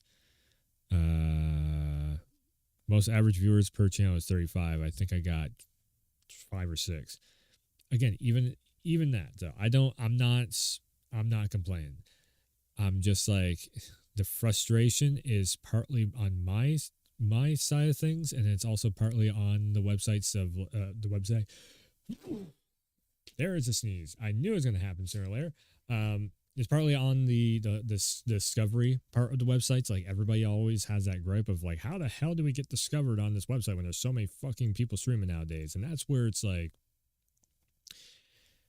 I get it. People ain't going to show up for me. I'm never gonna have a community because I'm way too opinionated and I'm way too fucking real on this stuff of like, you know, somebody comes in, they're an Xbox fan, I'm just like, yeah, you think that's how Xbox works. I know too much of the inside of it because I've been yeah, over the years, I've been watching game development stuff since the days of the demo disc. Every time they would have a behind the scenes featurette on a game, I'm just sitting there, I'm like grabbing that demo disc and I'm just checking it out of like, oh, this is how they make, you know, people move in the game and whatnot. It's like this animation loop happens, and when you click the button, that thing happens. I've always been into that stuff. The old what was the blue mats on the ground, and you'd have the big ass reflector bubbles on the suit and everything, and then you'd have like 6 cameras in there that were like HD high def cameras, and the reflection of the light bulb or off the ball hit the camera, and then that's how they, you know, they did the movement and everything. There was no finger tracking, there was no face tracking or anything. Like I remember seeing the development of that stuff back in the day. I'm just like, holy shit, this is crazy. Like the Tomb Raider stuff and all that. The other one, Max Payne, you know, Sam Lake, you know, put his face into the game because of I read that in the magazine back in the day. I was like, this is so cool. You know, Sam Lake, he basically face scanned himself into the game. When you see Max Payne 1, that's the creator of Max Payne. He is Max Payne in the game. It wasn't because he wants to star into a game or anything. It was because they didn't have the budget enough to hire somebody. That was the whole thing. Like the budget was so fucking small in Max Payne 1. It was ridiculous. But Remedy was also just a startup company. It was like a side thing of Rockstar. So they were doing Rockstar wasn't even Rockstar at that point either. So again, I just know so much insight on the industry and everything. I've never had the ability to travel and stuff. So I'm just in this like, I'm just stuck in that middle spot. And I've always been here of like in the wrong part of the world or in the wrong part of the US to be able to go out and work with company. And before, I mean, now you can work from home and you can live wherever. You can live out in the middle of the jungle somewhere. And if you have solid internet, you can work in the games industry. But until the last recent few years, that hasn't been the case. And so I'm just like, I'm basically, when it comes to future plans, because I'm at the end of the 5-year plan that I had of like, I'm going to, you know, like 6 years ago, actually I'm technically on the 6th year of this, I was thinking to myself, I'm like, okay, we'll give it the next like 5-6 years, and I'll try and build up the channels to see if I can get partnership status. I reached that on Twitch pretty easily, and I am steadily getting to that point again on YouTube for a second time. And in all honesty, like where the business is now versus where it was before, it's almost like, unless you are working with all these different publishers and all these different companies and everything, and I've talked about this many times on the channels before, unless you're working with them and you have the early access stuff, you're never going to get like the community and the followers and all that stuff. And unless you're controversial, and that's where I'm just like, content creation has changed a lot since I started. And when I fell in love with making content, it's changed a lot. It's going to happen. It's going to happen again. That's just the nature of the business. It's the nature of the beast. Everything always changes. Trends start up. You know, a lot of times there's stupid trends. You know, the drama starts happening because everybody's trying to make a buck off from everything and whatnot. I'm not saying content creation is a bad line of work. I'm not saying it's like it's a terrible thing to get into. What I'm saying is just it's changed, you know, it's changed for more about the money than the creative aspect, I feel like. And I've heard that from a lot of people that started back in the day, and also a lot of people that are frustrated about it now of like, you know, hey, I just want to get in here and make cool stuff. Well, you know, you're only going to make a couple, you know, unless your thumbnail is super good of, you're overreacting on stuff, which again, if you aren't overreacting, people are just like, yeah, okay. Because you have somebody else that are just like, oh my God, bro, and they're flipping their damn table and throwing their headset off their head, and they're running across the room acting like a crazy ass person. Unless you are to that level, nobody cares anymore. because they've got it way up there. Like I was just watching the Twitch. And again, like Twitch. I mean, Twitch saved my ass. I was mentally, in a kind of a bad spot, and just like hanging out again in finding that, oh, this is like high school over again, where you can hang out in the chat, you can talk with everyone, and just, you feel like you're part of an overall community. That's why forever, Twitch it's forever going to be a very great place on the internet to me. I was getting kind of lost because I was doing YouTube, but then the YouTube channel crashed because I signed with the network and everything, and I'm just like, what am I going to do here? Do I really want to sit here and rebuild the channel up again? That's the reason why for a few years I didn't have a YouTube channel. I wasn't doing YouTube at all. I was just strictly on Twitch. And then they also were going to add in a thing of like uploading video uploads for like, I think it was like 6 months. They were going to Twitch was going to start to be like the next YouTube. And then they were like, oh, we can't handle this with the servers. So, yeah. YouTube it was to try and keep the VODs of all the streams and everything. And again, that's all. I mean, that's really what YouTube has always been to me, is more of a storage bin. So that's part of the reason why it's like, it sucks because you need a community. And I've heard this not only in gaming, but I've heard this from like music and, podcasters and all that stuff too. You need the community and you need the returning viewership, or companies just don't care. They just don't care anymore, because this is just, it's marketing and it's business now. It's not about like, oh, you can make something cool that people are going to be excited about. Nice. Nope. Now it's all like, well, we want you to make this video and hit these talking points in the video. Don't go off the script almost. Like I see that so much happening now. It's just like, man, just let me talk about the product and sell the product. Not sell the product. That's definitely not what I want to do. Let the product sell itself. That's what I mean to say. I hate when people try and sell me the product. No, let the product sell itself, because if a product is good, it's going to sell itself. Like WARWU1F. Or actually, the best example right now is Hogwarts Legacy. I don't even like that game. It sold crazy amounts because, even though there's a bunch of drama and all that stuff around it, the word of mouth for everybody who does like that type of game, boom. I see why people love that game. It's if I was a Harry Potter fan, that'd be a dream come true game. Absolutely. I get bored by Harry Potter stuff, so it's not for me. I 100% see it. But if I had a sponsored stream for Hogwarts Legacy to play that thing, I feel like I'd have to, they would be leaning on me to be more like, oh, this is awesome. It has great visuals. It plays well. I just recently watched an Atomic Hearts stream that was ad sponsored, and I'm just like, the game is bad. We all know it's bad. It's gotten like the word of mouth is just because it's got horny robots in it. We all know this is the only reason why people are even talking about the game at all, because the whole thing is just like a giant Russian Russian government's. I don't know. It's a parody of the Russian government, but it's also at the same time just like the annoying part of Russia, which is the preachy part, where the government is, like people are just like complaining about the government, but also making fun of the government and all that stuff. And it's like that's always the annoying part in political parody stuff. That's where GTA does it really good, because it's not. You have your parody there of like, corporations and government stuff, but mostly what you're looking at, like 80% of it is just like, I'm just the average dude in the streets and I'm seeing all this stuff on TV, and that's the joke of it. And that's why GTA works so well. That's why it's so cool. But again, it's like seeing the ad sponsored thing for Atomic Hearts. It was just like, fuck. The streamer did not want to say something bad because they were ad sponsored.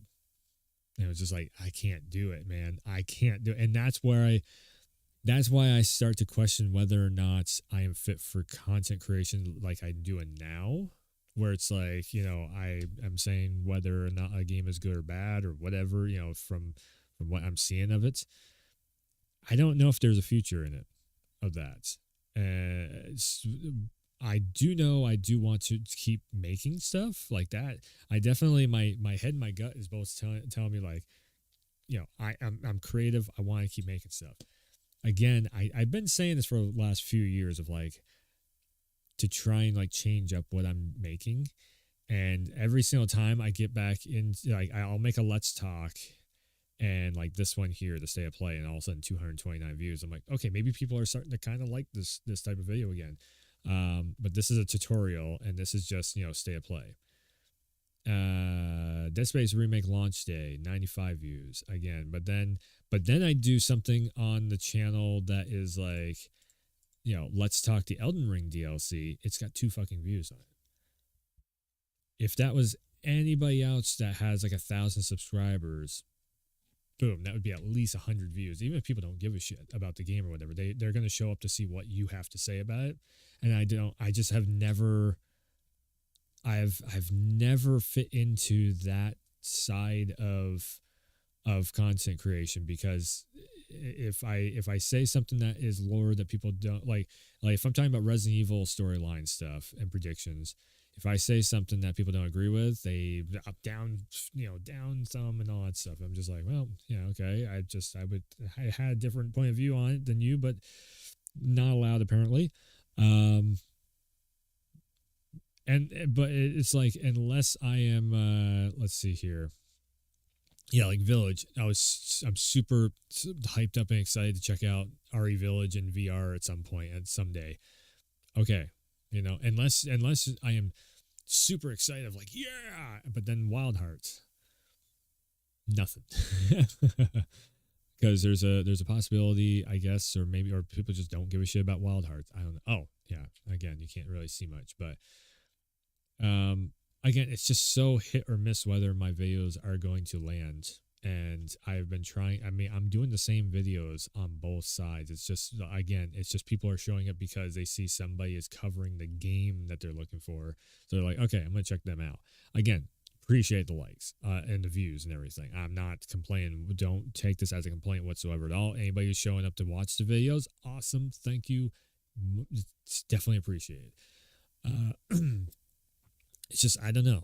Maybe, I mean, even, okay, the SOCOM video, it's done sort of some numbers. If I look at, so this is another game that I've heard a lot of people talk about. Like SOCOM, there's been a lot of people talking about it too. But then when I played, it's on the live ones, Legend of Dragoon, 80 views. Okay, you're not showing like this view count is not for me. It's for the game. It's the game on PS5. I get it. And again, that's just one of those things where it's like sometimes there's a part of me that's just like, oh, maybe people are showing up because they want to hear what I got to say about it. Other times people are actually asking me like, hey, what's your thoughts on this thing? Awesome. Yeah. But I think I'm just like, I need to start going at content creation, not in the way of like, oh, people are going to show up because I'm giving a review. No, it's, I guess I'm just stuck. I don't know where to go with it. And that's one of those things, like a lot of people, when they hit this like point in their content creation careers, they do start to get stuck of like, where do I go with this? What do I do? But the best thing is after this, if I do continue to make content, you're going to see probably some of the coolest content that I end up making, because that's what usually ends up happening. If not, it's just, I might be done. And I think that's the other part of the reason why it's like, it's hitting so hard this year is like, I'm coming up on 10 years of content creation. I am getting like, I am in the realm of the 30s. For 30, coming up on 31 and 31, no, 32, I forget now, early 30s. And what does the next 5 years look like in this content creation stuff? Do I keep going with it? Do I switch over to music maybe? Because music is starting to take off. And every time I do anything music, everybody's looking at me like, holy shit, you're fucking great. We are not in the era, and that's one of those things where that's the reason why every once in a while I do a little bit of music, because I'm just like, do I still got it?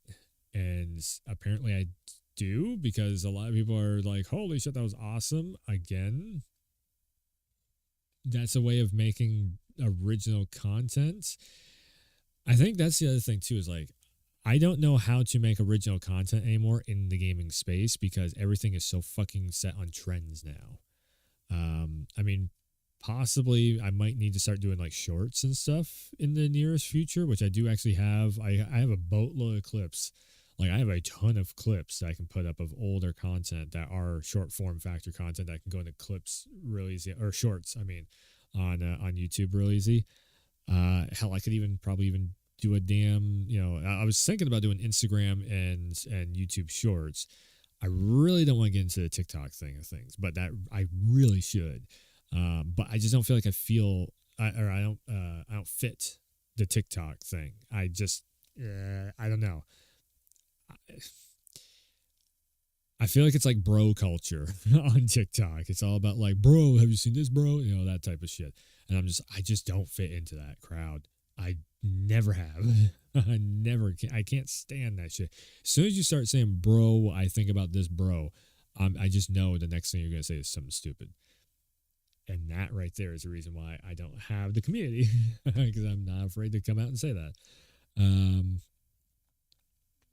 But yeah, when it comes to the YouTube side of things, I'm just trying to figure out like, what in the hell can I end up doing that is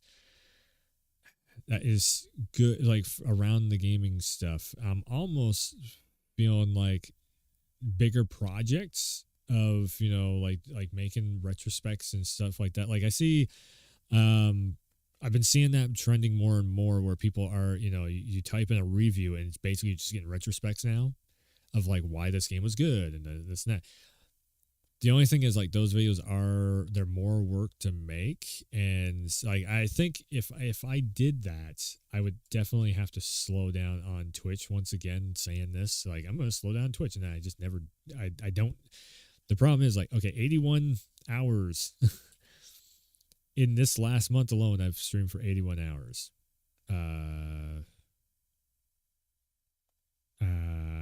How the hell how many days? Oh, you can't see how many days overall, but in the last 30 days, I've streamed 81 hours. That's up since last month. It's the only thing unique viewers and such. But then again, I have been taking a few days off. It's just like, there's a lot of times where I'm like, man, I want to do other stuff other than stream in that day or I've been having also fucking issues with, capture card stuff and everything. So that's another part of it too. Now, if I was to not stream, like, maybe, there might be like one full week where I just don't stream at all, because again, I don't get viewership. I just don't get viewership on Twitch either, which is like, unless it's like a launch night, if it's a launch night stream, or it's like a special thing where I'm doing like a duos thing with, like Frostbite or something, and we're running around in Fortnite or something.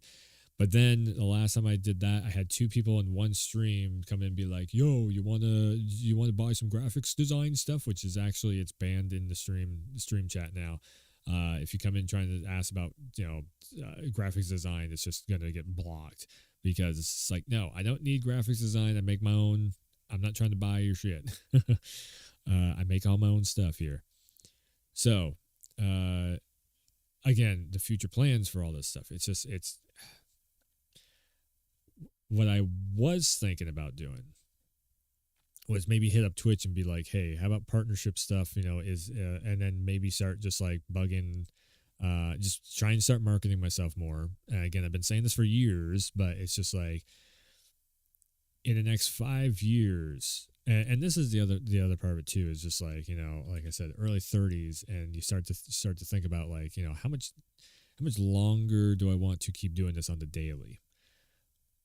Everybody else has basically kind of, it's like they start to move on, the IRL stuff, that's something that I've not focused on for like 10 years. Life stuff. I just have not. It's just I've been working so fucking hard for the last 10 years, and yes, I definitely see numbers of what I'm doing, but again, it's just like when I try and market myself, and try and like build up the community or whatever, it just never works. Which I've never fit in with the world anyways. I already know this. It's nothing new. I'm way too. You've heard me go off on stuff. You've heard how opinionated I can be, but also then you see a month later that everybody argues with me on that thing, and then they end up agreeing a month later. So it's just I can't market myself that way. And sure, if I make a retrospect or something, I can probably market that way easier. I never say I told you so either. It's just like see, this is what I was talking about. I never cared to be like, I told you so, you were wrong, I was right, fuck you. No, I'm not like that. I'm like, this is what I was talking about. If you follow the news source situation stuff or whatever, it's going to end up probably being like this. Sometimes it takes a total 180 turn. Nobody sees what the hell is going to happen with it, but I have a pretty good track record of, like in the next 10 years, I don't think there's going to be an Xbox or a Nintendo. And I've been saying this for the last few years. People are like, that's absolutely nutso. Now you're starting to see, the market analysis and the inside sources and all that stuff. They're all starting to kind of say that same thing. I'm like, you can kind of see the writing on the wall. They're not making profit off of making consoles at Microsoft and everything. Why would they keep making an Xbox? They're making so much more money off of software sales. It's ridiculous. Why would you make a console at that point? Just common sense. I think that's part of the reason why I can't create a community also. Just too much damn common sense that I throw around. And then people get pissed off about it. Which is part of the content creation, space right now too. Of like, I put it out there as common sense, but really I need to mask it with the whole thing of like, I predict. It's the ones that do that and they say I predict a lot. That's the ones that people are like, oh, okay, maybe they're onto something here. I don't know. It's weird. Again, it's just like you have to be a little bit fake to be able to make it, and that's where I'm. And it never used to be that way. This is a newer thing. This is a newer kind of trend with the way people take in the content on that. Again, I'm not complaining about it. It's just. The business, it transforms and it evolves, and sometimes you like where it goes and sometimes you're not so comfy with it, and I think that's where I'm kind of at. Is just like in between a bit of burnout because I've been doing this for so long, and then also that. But the other thing is too, like if I do stop streaming, or if I was to stop, if I slowed down on everything, only stream on launch nights, don't stream the full playthroughs of games anymore. And so, because this is what I've been kind of like pondering of like, can I even bring myself to do that? No, don't stream every single day. Just like launch nights of big games. That would be literally like 3 times a month, at least. If I did launch nights and maybe like the launch day, so like 2 or 3 streams back to back, that'd be like 9 streams a month there. If I want to do a couple retro nights or something, or just stream when I got time and in between making bigger project stuff. We're talking, we're going from like what 20 some, let's say 28 streams a month in a 31 day period down to like 15. Like it'd be like half the time that I stream right now would be what it'd pretty much probably turn it into. Now, the other part of it, you would be getting bigger projects over on YouTube. And then I would also be, if I do, as soon as I make the project, then I'd be coming back over to Twitch to promote it. So if it takes me 2 or 3 weeks to make a project, I might not stream for 2 or 3 weeks, but then I come back and I end up playing through a certain game or a certain series or something and be like, check this shit out. On top of that too, I just feel like that would also, I don't know if that would, this is where I'm still contemplating myself whether or not I would want to take up the schedule, is because will that just be as much time working on stuff as it was prior, to what I'm already doing now? And again, it's like, I don't know. It's one of those weird feelings of like I still am not dead set. Like I'm trying to figure out what my mind and my gut want to do, and I have been having a hell of a time trying to do it. I've been going over this for like the last 2 years, and I've talked about it, off and on here and there. It's probably something more because that's the way I can never just stop doing something. Done. Okay, now we're going on to a different schedule or whatever. For me, it'd probably be like, let's try 1 month of saying a schedule, promoting the shit out of the stream, and see if I can get more viewership in.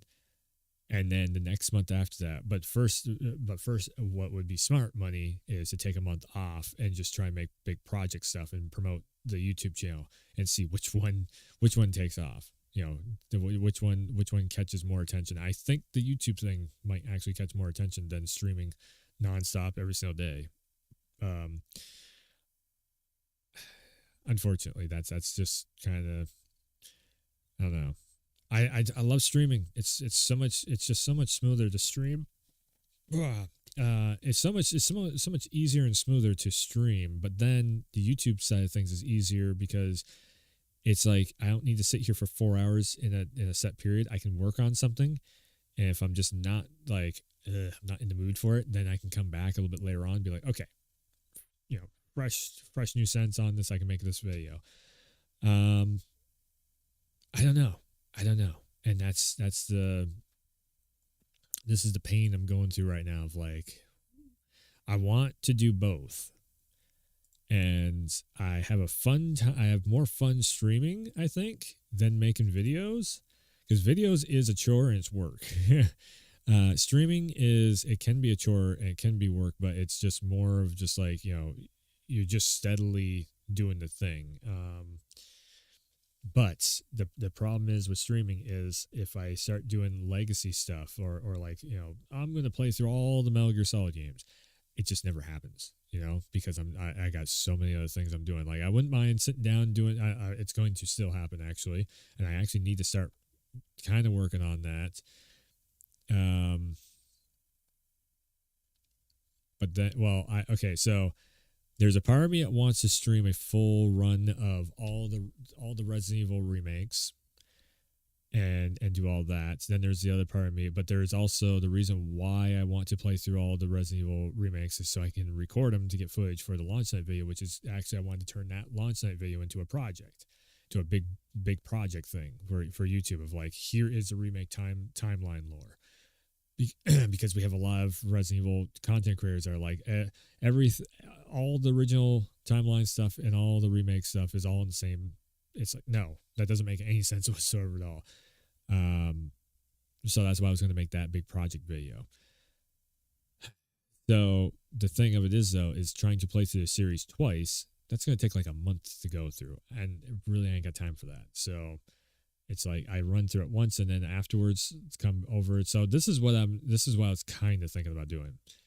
If I do start making big, like if I stop streaming as much, not do daily streams anymore, like slow down on the Twitch stuff, work in the background, making the video stuff more. So then it would be like maybe twice a week or something stream, because again, barely anybody shows up for the streams anyways. So it's almost like, I've been trying to incorporate, better stream qualities and this and that and the other thing. I also lost viewership because, the ones that were tuning in, they couldn't watch the damn stream because I lost video quality options, which that was frustrating. That was just out of my hands. But, yeah, it's just, I don't know. I feel like I've been needing to slow down for a few years and not only focus on, life stuff, but also just, just trying to be, because it's fun and it's a good time, and yes, I'm happy with the work I've done, but it's like that true happiness thing, and that's that thing that is just. And that's the thing. All of us content creators, we go through it, because we work so hard and we work from home and we're just like, we make our own hours and everything. IRL and having the life outside of all this work stuff, it doesn't happen. And that's just one of those things, you know. That's why you see a lot of people, they start to take a year or two off just to, you know, figure all that stuff out. Do I want to take a year or two off? Fuck no. The big thing of it is too, if say I retired from content creation, if I come back, it's going to be very different. You know, it's going to be a different landscape. I'm going to be playing catch up with everyone, all that stuff. I don't have to really worry about like, is people going to give a shit? Because in all honesty, like I said, you know, people don't show up anyways. And again, if you don't want to, it's whatever. It's no, I stream half the time I stream. It's like I pretend everybody's just lurking in chat anyways. It's all good. Even if you are just lurking, it's totally fine. I do not feel pressured to talk in chat whatsoever at all. It's just reality situation, you know. It's one of those things. So, yeah. It's not. I don't feel like I failed at this. Like, my God, the numbers I've gotten on this, where it's like almost 400 subscribers on YouTube and fucking 240 just about on followers. I just feel like the work that I am putting into this and the amount of time and effort and everything I put into this, maybe I could, you know, do it in a better way, I guess, would be the best way of putting it. And that other better way is what I'm still trying to figure out of like, okay, because everybody streams, everybody plays, but the thing is, everybody's way louder and way crazier than me. I get it.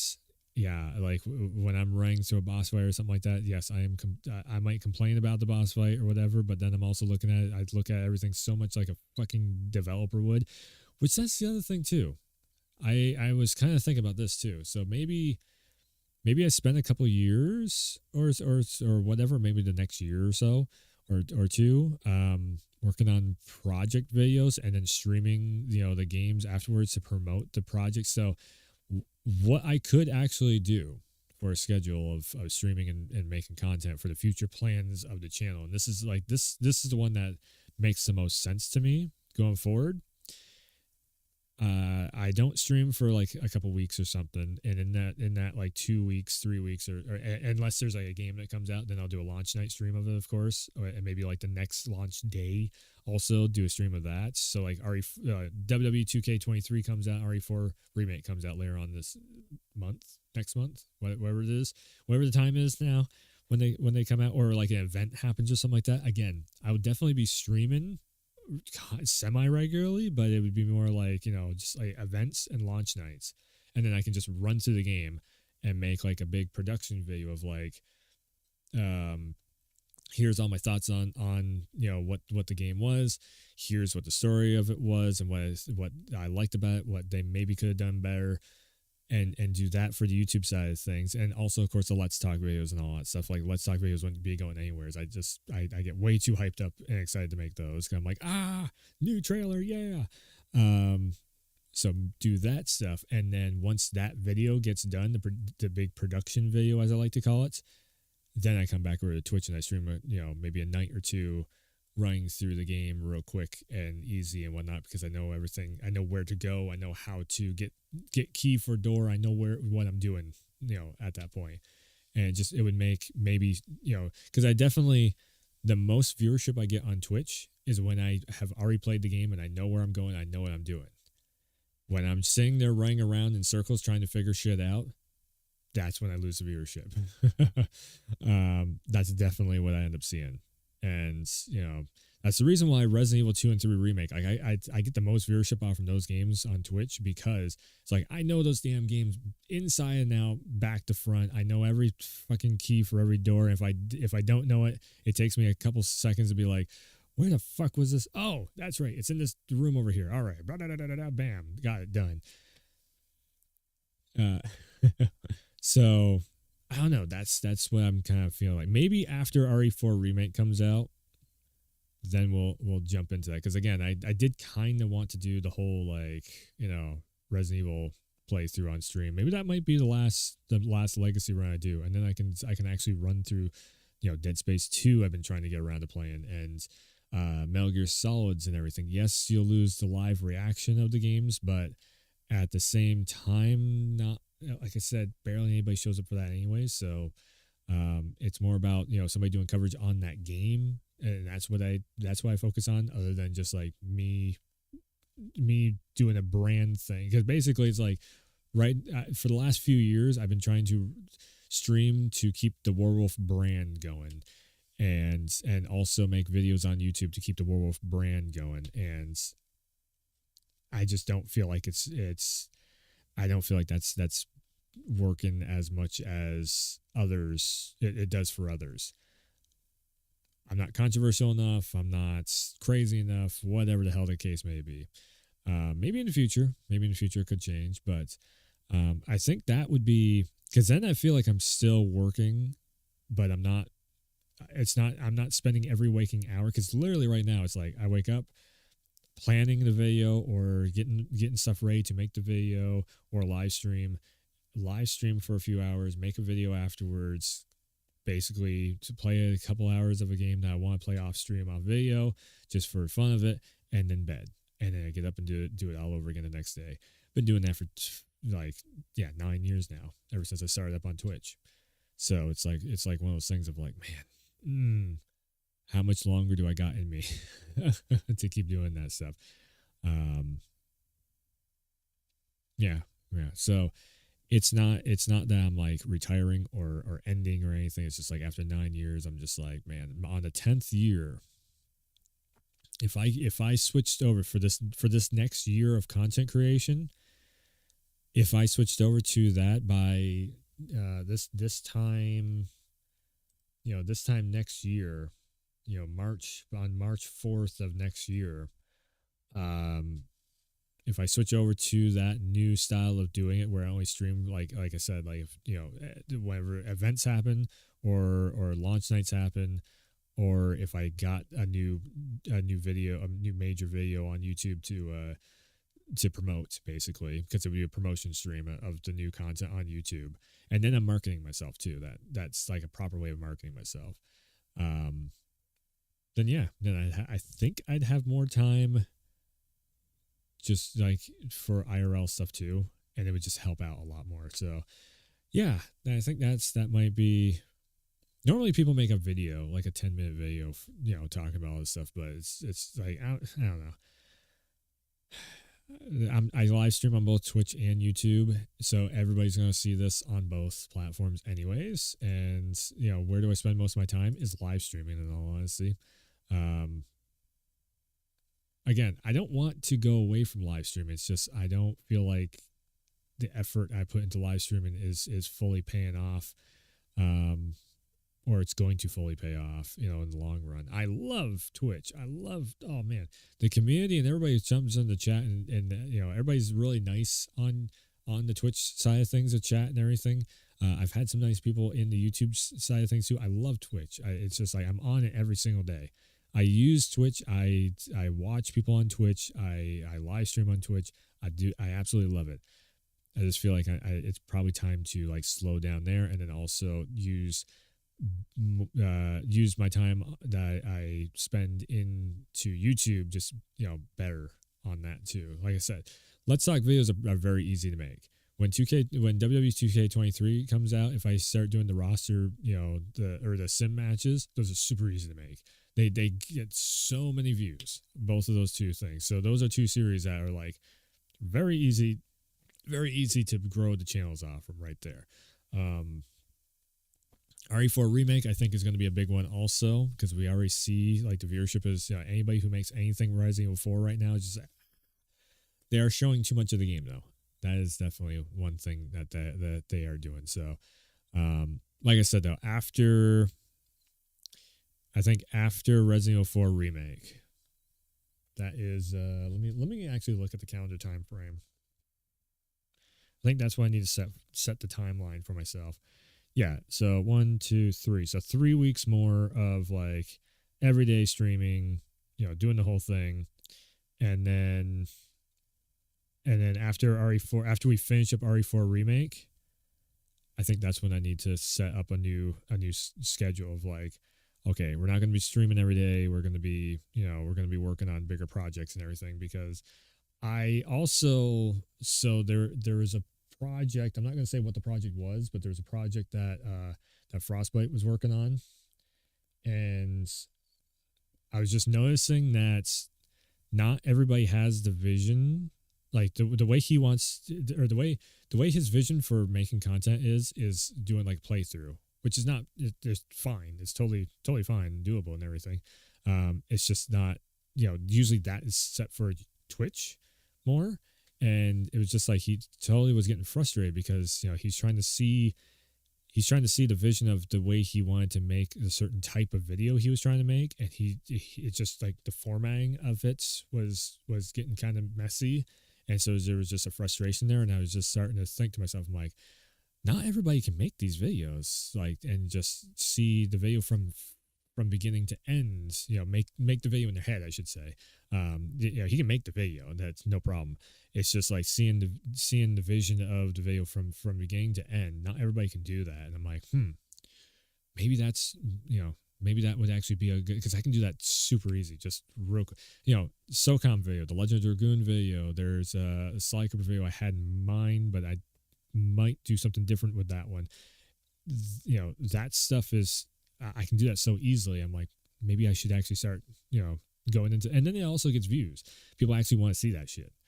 I'm not fishing for views either. It's like, what do people actually want to see, and what do I want to make? And that's a huge one too. It's like, I spent 9 years making stuff that, that my overall rule of thumb will always be make stuff that I want to see. I think that's the biggest golden rule that you can, everybody always says that, and it's kind of cliche, but it is so true. Make stuff that you want to see, but then also you got to make stuff that other people want to see too. So it's, trying to find that balance. And on Twitch, I just feel like if you're not, I think that's another part of Twitch too, is that it's gotten more drastic on that. It's like, if you don't stream the same thing on Twitch, more often, or if you're at least not the same like kind of category of it, I'm all over the place. I'm a variety streamer. I'm all over the place. I do retro one night. I'm doing, scary games another night. I don't get scared too much. That's another point against me, I guess. And then another night, it's like, it's Wolong. So I go from like, just the last few games has been like Atomic Heart. I did one stream of, didn't like it at all. We got Resident Evil coming up, but Wolong, that's a totally different genre. Wild Hearts, that's a totally different genre. Dead Space is basically a different genre also, but it also ties in with the Resident Evil stuff. It's like, I get bored. And then Fortnite, that's a totally different thing there. Call of Duty, I did a couple of days of Call of Duty. Like, that kind of fits in with the Fortnite thing. It's all shooty online stuff, but yeah. Again, it's like, I just feel like it's starting to, the landscape is starting to shift once again to where it's like, if you don't stick with your genre, then fuck you, I don't want to watch you anymore, because you should be playing the type of stuff that it's that kind of, but at this, and it's fine. It's just, it sucks for people like me that like to do a little bit of everything. It's great for everyone else, and I get it. So I don't know. That's why I said, like, after we finish up Resident Evil 4 remake, then there's probably going to be a shift on the channels at that point of, probably won't be streaming quite as much, but I'm going to be, keep your eyes peeled, because I'm probably going to go a little bit more dark too, off from not just posting everything out there. It's like, until I get a project pretty well done, I'm going to try and keep it a secret, and then put it out there like that, because I tend to talk about projects and then it's like, I don't have time enough to work on it. Like, there was the voiceover one, the voiceover project that I started out as an idea. I blurred out on stream. I'm like, that'd be a really cool one. I am still trying to work on that damn video, but because I stream so much, I haven't had time enough to write it. I have to take the day off from streaming to be able to write the video and to be able to record the video and do all that. So again, I think I will be. Yeah, I've been saying it for like the last 2 years, but then we also, after the 2020 stuff and everybody, viewership was, through the roof. So it was like, okay, I think I'm going to hold off till 21. And then 21 was actually a good year because we had a lot of good releases. and then 22 happened, where it's just like kind of everything started to fall back down again in viewership spikes and all that. But then you'd have a couple things here and there. But again, like I said, it'll be. I definitely am going to put out like a like official video or something. You know, I'm going to re-record some of these thoughts. This is just kind of brainstorming also right now. But yeah, 9 years. 9 years is a long ass time. Especially that's like a lifetime in all of this online social media, making videos and this and that and the other thing. It's such a long period of time, especially 13 years overall, because I used to make music before I was making gaming stuff. For about 3 years I did that. And I just like the gaming industry, or the music industry, sorry. The music industry was such a just shit show back then because nobody was getting paid. You would go in to try and thinking you're going to make, you know, at least a little bit of money out of it. No.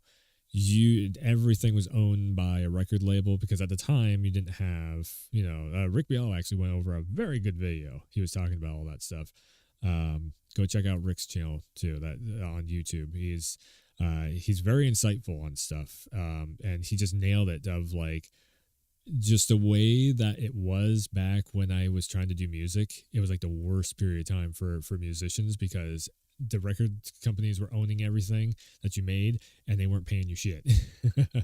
And now it is a very different landscape. Like that might actually be one of the things that start doing more of too. Like I said, is music stuff. I was starting to do it, and then Twitch got a little bit angry. So I was like, man, like I can still do it. I can still do music streams anytime I want. I was starting to do like I was going to do Guitar Hero last week, and then I started up the Metal Gear Solid stuff because I was wondering what the hell the ending of Metal Gear Solid 1 was. That led into another game and another game, another game. So it was like I said, I really need to, funny enough, most people need to stream more. I think I need to limit myself down and just focus on making other stuff. You have such a good time streaming though. And that's one of the things, that's why I love it so much. It's just, again, in between, you know, I might do that though for like a month, sit back after, so that next month after Resident Evil 4 remake, we don't have much going on. So if I maybe let's say it'll be a trial month. For 1 month, I will maybe have scheduled streams and lay off from streaming so much. Like when I do stream, I'll schedule it and be like, okay, this time, this date, be here. That way also, you know, that's the number one thing that I've never done before. Even though I get viewership, I don't have a schedule. I get viewership sometimes with no schedule and and like no set time, like when I'm going live, but also no you know, certain days or whatever. I just kind of stream whenever. And sometimes most of the time my sleep schedule is like, you know, it goes back and forth, whether I'm up during the morning time or up during at nighttime. That's why some streams I'm over here going, I'm just sleeping, because my sleep schedule is totally flipped around and I'm trying to stay on one time zone and my sleep schedule is on like a whole other time zone. Yeah, but anyways, that's kind of, you know, I think that's what I'll make a video to really, you know, put into perspective, and like maybe also say it on stream one time to put into like, here's what next month's gonna look like. But again, like after 9 years, I just feel like I definitely need to make a change. Not going away. It might not even be that I'm slowing down either. It might just be I'm just switching up the workload some. I think also, I guess it's a really weird thing to talk about too. It's like there has been that. So coming out of high school, I did deal with some like, oh God, I hate to even talk about mental health stuff, but definitely there was coming out of high school because I was trying to make a music, like a record label or something, like just trying to get like a group of people together to do music stuff. And this, like I said, this was just before the internet was blowing up with like, oh, you can post all this music stuff up onto YouTube and make a music video and all that stuff. We didn't really know about that stuff. We weren't paying attention to that because we were coming through the age of like, you have to get a record deal, and then you have to get your stuff on radio, and then maybe the radio pushes it up to where you can actually get your stuff on TV or something. That's where we were coming out of that era. And it wasn't until everything imploded where I just started to, I was on YouTube more because I wasn't talking with anybody in that group, and I just started dawning on me. I'm like, you can do this shit on YouTube now. And yeah, so it was just like, basically just kind of missed the train on music, on doing like a music career. And so now you can do that a lot more, like nowadays. So that's something that would be really cool to try and dive into. Again, like I wouldn't mind diving into music and doing gaming at the same time for like a month. And then also maybe the next few months, that's just what the hell it's going to be. Is I'm just going to try my hand at a couple different things to see if any, wow. Now I say that out loud, it's kind of like I'm I'm slowing down. I'm just like, my gut feeling is kind of telling me like, I think it's time to stop doing daily content. I think I've hit that spot. It's starting to kind of dawn on me a little bit. I don't like to say that because it's like, I want to do daily content though. It's fun. It's so cool going live every single day. I love having a show on the internet, like I was, man, watching G4 TV back in the day and watching, like the Attack of the Show on the daily and everything, and X-Play and all that stuff, and like MTV and like TRL and all that stuff. It's like, holy shit, oh my God, you can go on there and like promote the stuff that you're into, and people are all like excited and everything, and then this, that, and the other thing. It's like, man, I'd love to be able to work on those shows. And now basically I just made my own because we had the power of the internet. Wow, and that's why it's like, a part of me doesn't want to give that up, because that was always a childhood dream, is to be on, not on TV, but like just to be on that, go being part of a band and go on world tours and everything, and doing all these events and stuff that are like the E3s and this and that.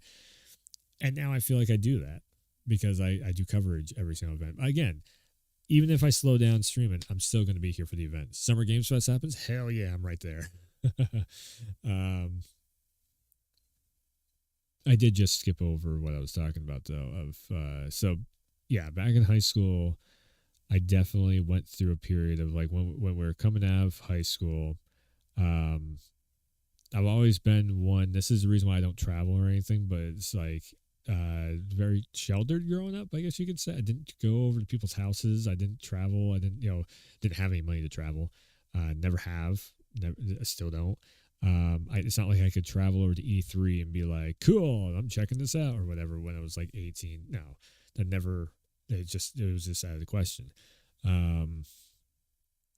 So coming out of high school, it was like this realization of like, I'm not going to see people as much anymore because social media still wasn't really a huge thing coming out of high school. It was just starting up. Like Facebook was just barely a thing coming out of high school.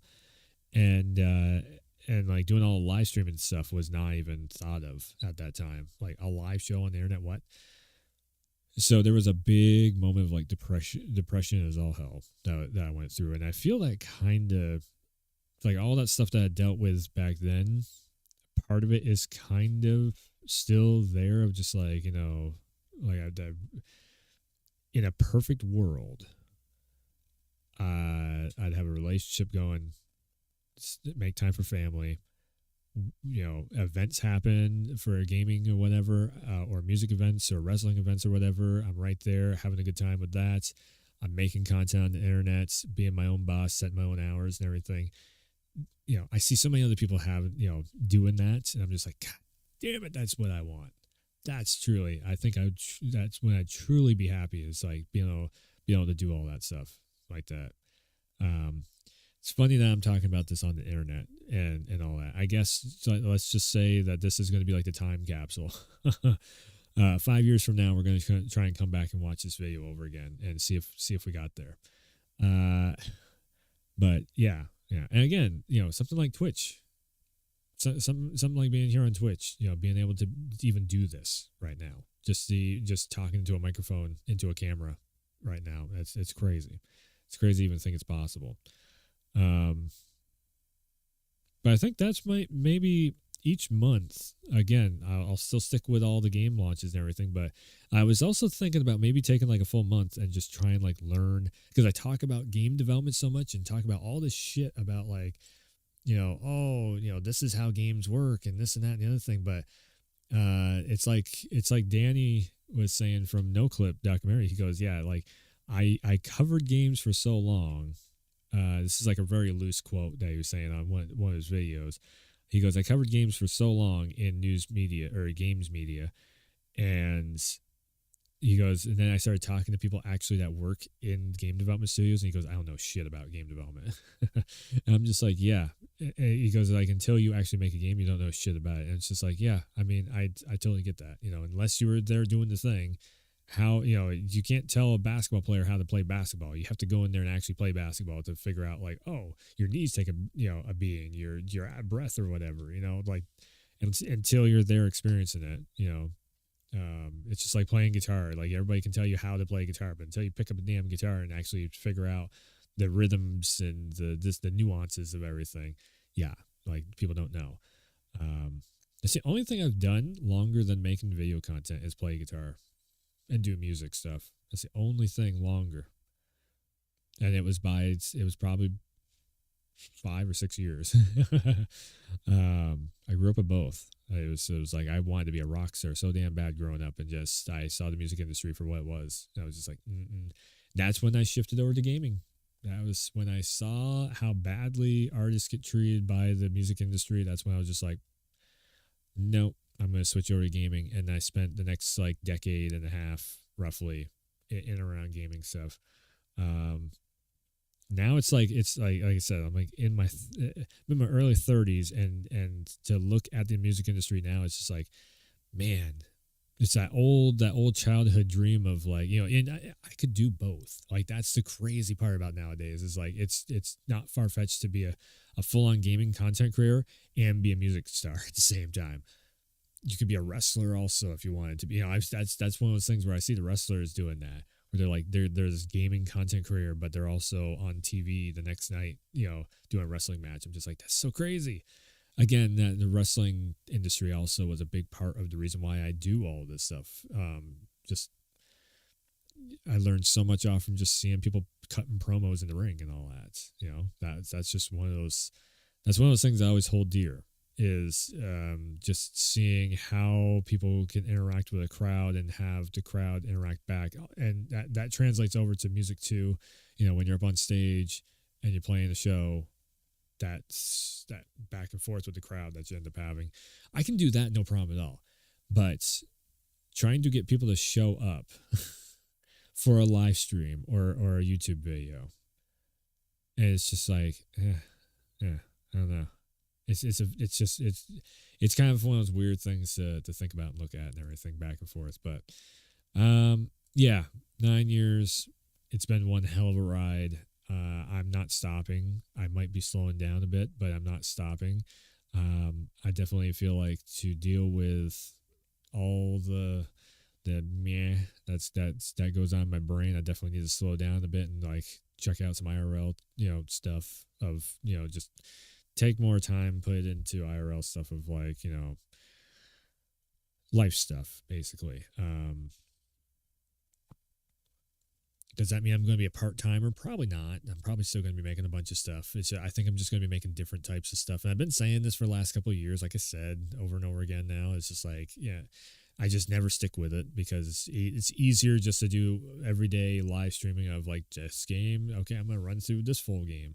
Again, I probably won't be doing full game run-throughs on stream anymore.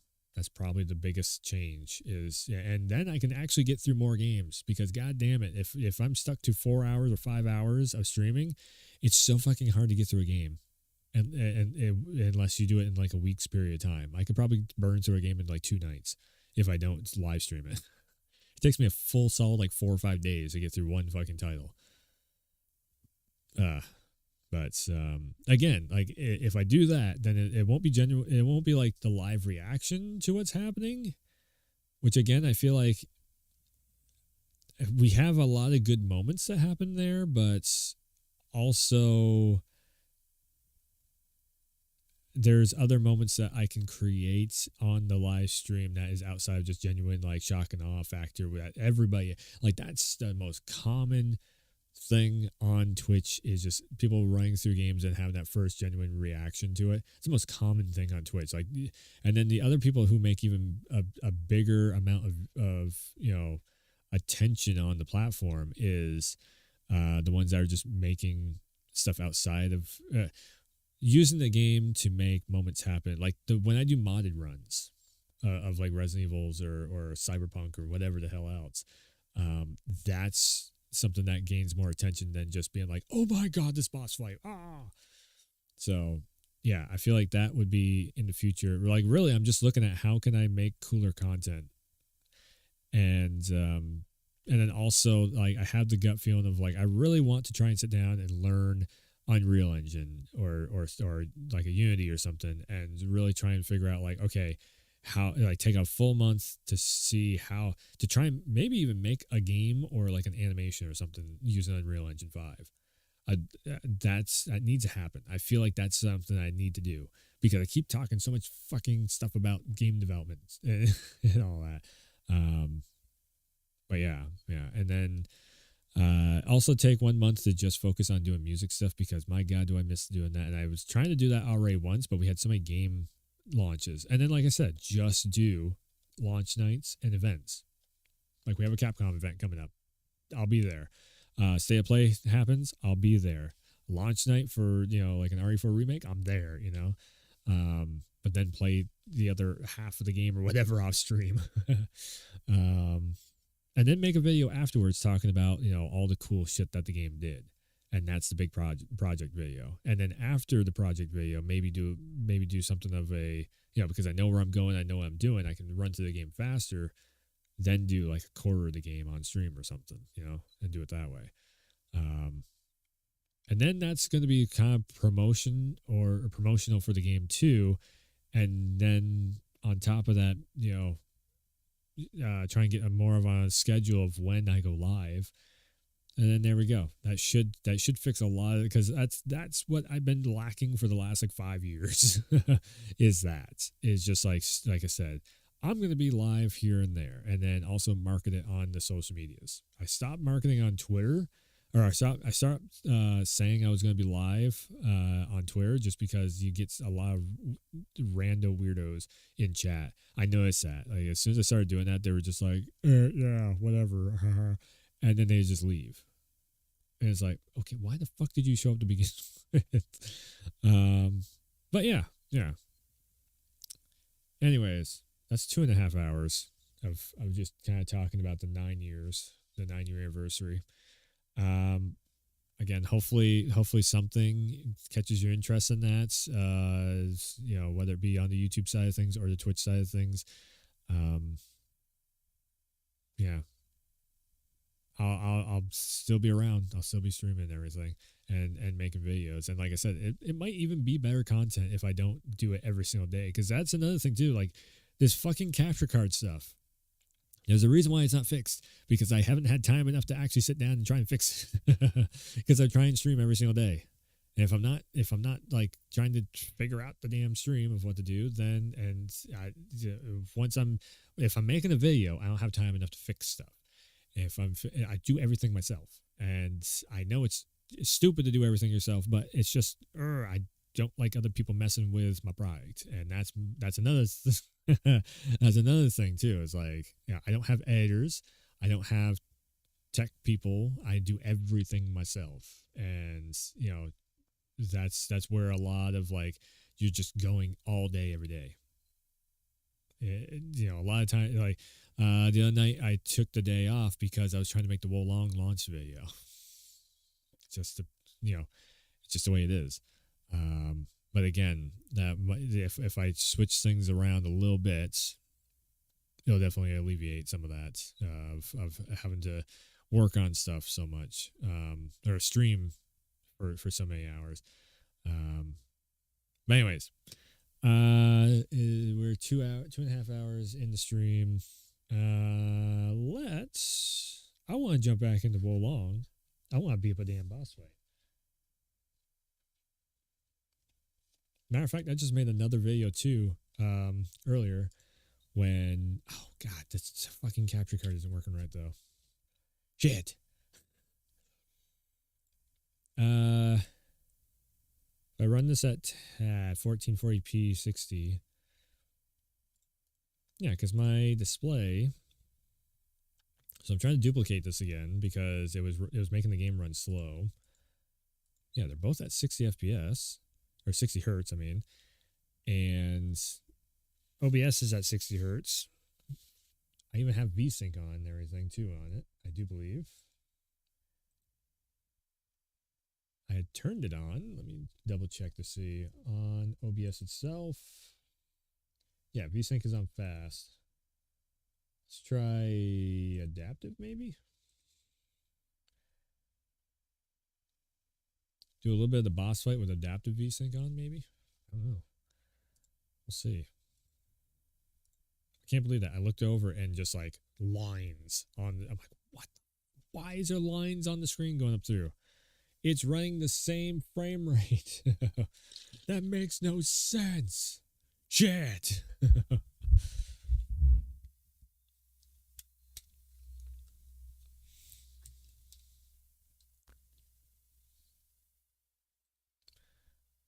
Yeah, we'll see. There's no lines too. When I was sitting there just like on the YouTube screen, there was like it was running just fine. I guess it's because the picture wasn't moving though. It does kind of make sense.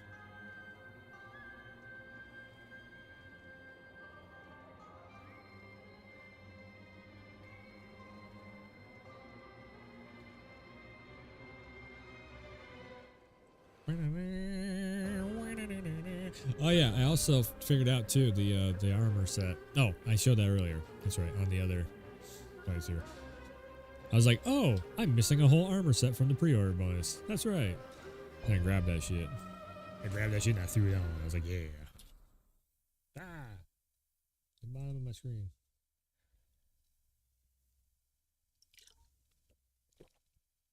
You son of a bitch. I saw that. I saw that. The screen tearing happened. You shithead OBS. Oh my god, yeah, it's happening. Yep, it is also happening on stream. Motherfuck. How? How and why? Okay, VSync is just going to be turned the fuck on.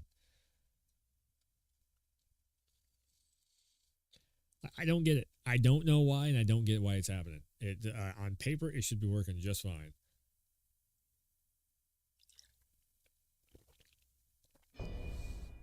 This is not my save game that I want. This save game needs to get deleted.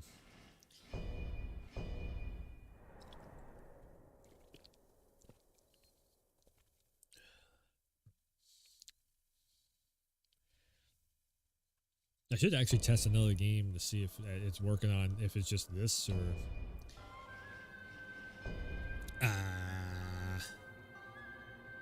Oh god. Which one is it? Level 20. 20! Yeah, it's level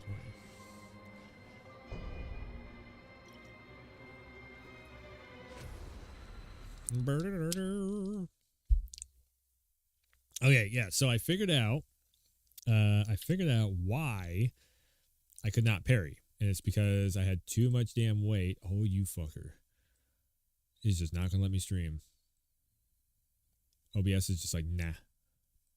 If I turn on OBS on the computer like I was doing before, it would cut all the screen tearing totally completely out. And I could run this at full throttle on my end also. What ends up happening is that's when I get the slowdown happening. I'm pretty sure. It's also freaking the fuck out graphics wise. Yep, and we are getting nothing but screen tearing on the bottom.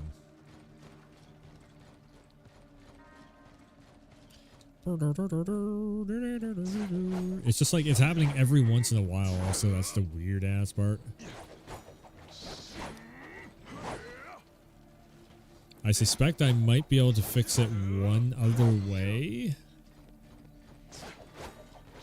but I have to set it up so it's like I'd have to do it for like a next stream sometime. Oh my god! Okay, that white flashing is the game fucking up itself. That's not the capture card. And that's what it is. It's just like the frame rate is running over the top of 60. That's why you have the screen tearing happening. That's just what it is. If it runs just a tiny bit over 60, if it's not 60 locked and it runs at like 63 or 64 or 5 or whatever, then boom, you start that. It just starts to cut up. And then it drops back down underneath 60 FPS. Boom, and it fixes itself. Also, I have no idea if the sound is on point. So that's another thing I did to it. Oh no! Ah, the screen tearing is right there. It's in the middle. Oh god, it's bad. Oh, it's terrible. Oh, that's bad. Oh no.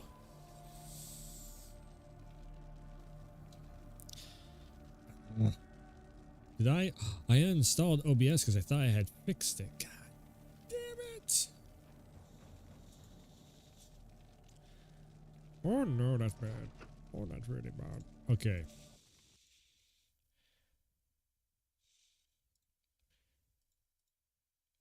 So these are both running on.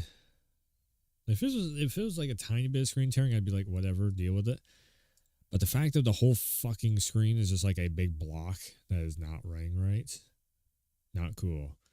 Yeah, see, this is 60 hertz. It's on 60 hertz on both.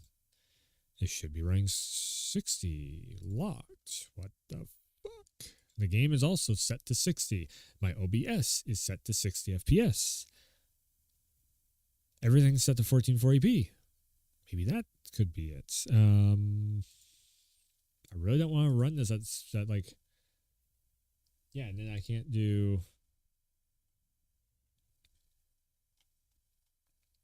That's the fucked up thing too. Okay, 1080p at 60. Let's try this. 1080 6060. It's gonna look so shitty on my end.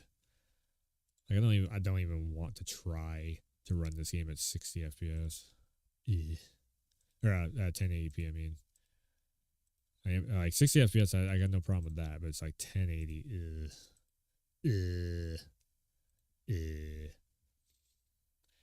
Okay, so the baseline canvas is 1080p on my OBS.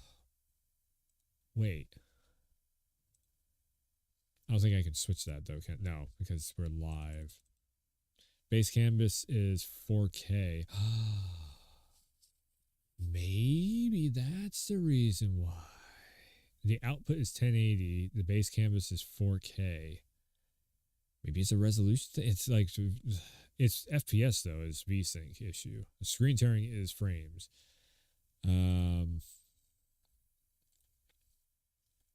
It could just be the fucking game is messing it up too. I don't know. Here's what I'm going to try and do. I'm going to try and relaunch the game one more time. If this don't work, then I would re-download. Whoa. I will re-download OBS and I'll set it up just like I had before, where it was working that launch night. That would actually maybe make sense of the reason why the stream is actually looking kind of blurry-ish too.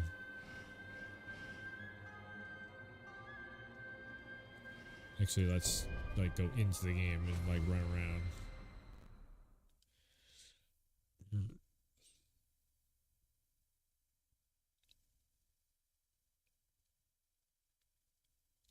I can't do resolution unless I'm in the main menu. Fuck. Well, if this is set to 1080, then the game should be set to 1080.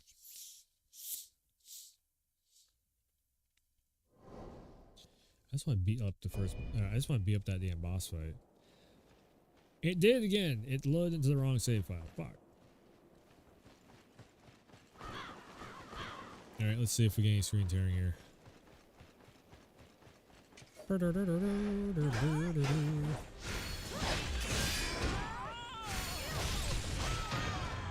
Take my stuff back. How close am I? Oh, I am very close. Okay, I'm actually going to play this off the preview window.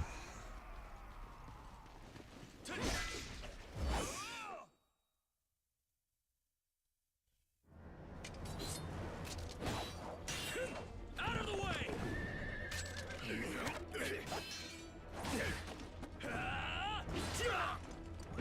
No screen tearing happening.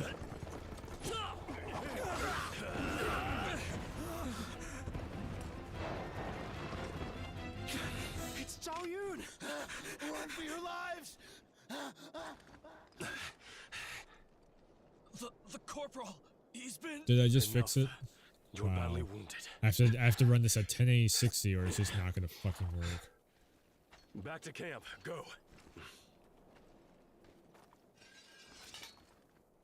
Forgive my rudeness. Wait, this earlier. playthrough A is like malicious acting soldier, are glitchy you? as fuck. If so, would you kindly lend your courage to me?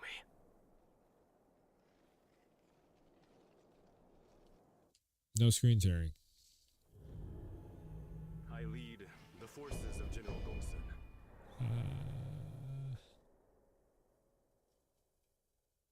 I'm guessing this is probably lined up the correct way. I don't know.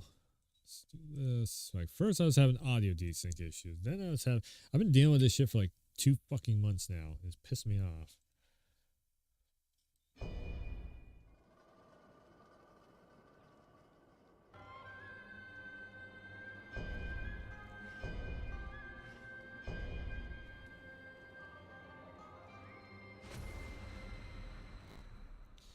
Yeah, so we are all synced up on audio. It sounds all good.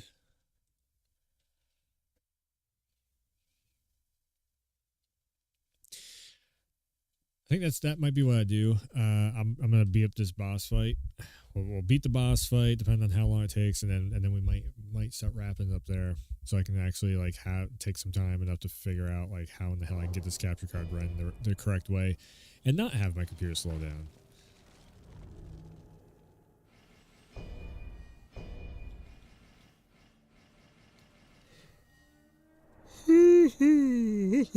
Oh yeah.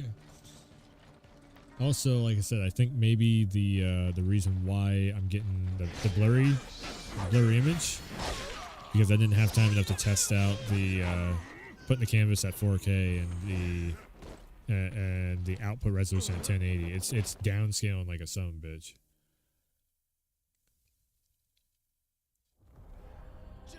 Oh, hold on. The opening cutscene for this. Almost forgot about that.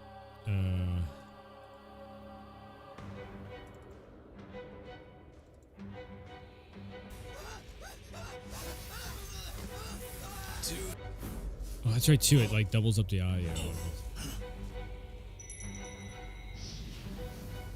Those foolish enough to stand before us shall know true regret for their folly. Just try to evade my soul. Okay. That was the opening cutscene for that. I guess I could have done like I heard a bunch so there's like this trend going around social media where I was hearing a bunch of people sitting there going like there is no pause button in any of these Souls games, you know, anything like Neo or Sekiro or now Wolong or Bloodborne or Dark Souls, Demon Souls, any of these. There's no pause button. I'm like, yes there is. If there is a camera mode, there is a pause button.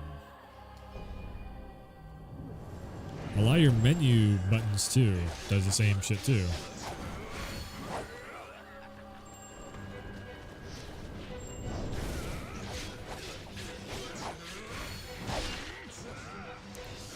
Okay, again, vitality up.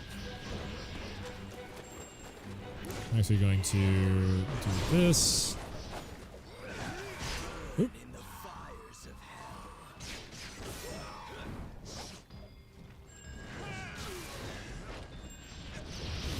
Ah.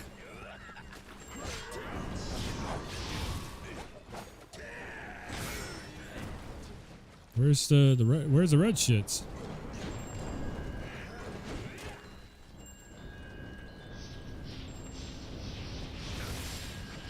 Oh, that tracks.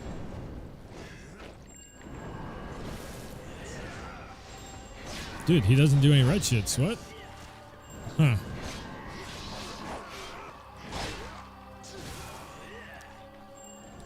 Ugh. Ow. Ow. Asshole. Ow.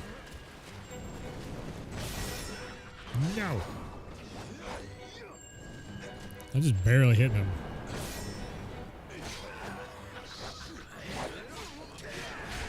Uh-oh. No, I'm dead. I'm so dead. So dead. Nope, not yet.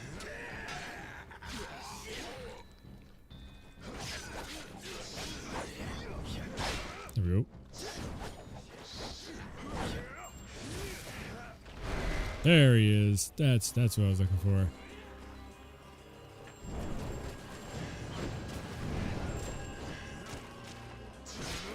Huh. Okay.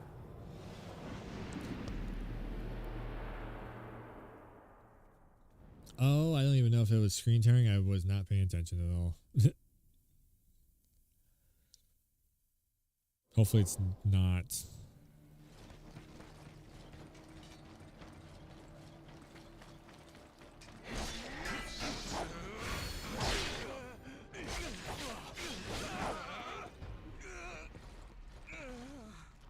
I will say this is not terrible looking running at 1080p. This basically just looks like the PlayStation version. I hate to say that. PlayStation version is higher than 1080p. It is, you know, super sampled or whatever.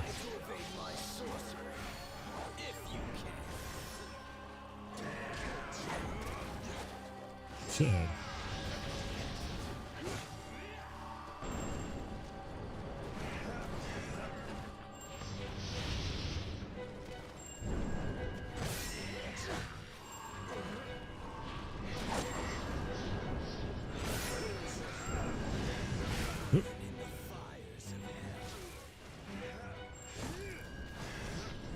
Oh wow, yeah. So technically, you could just spam him with the fucking this.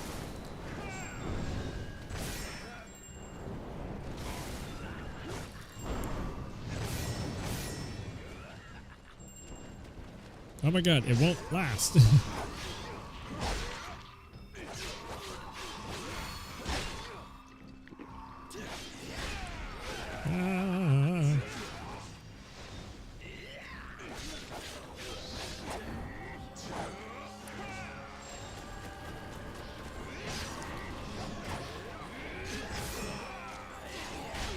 God damn it. Trying to get the timing down on the parry.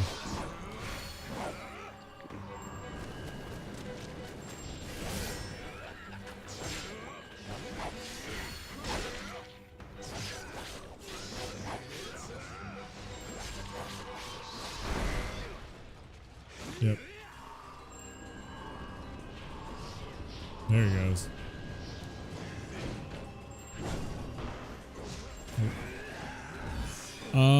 Oh shit.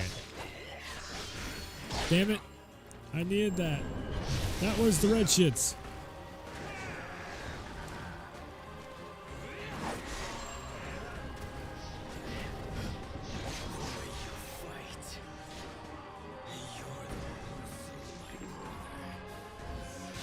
Boom. There we go.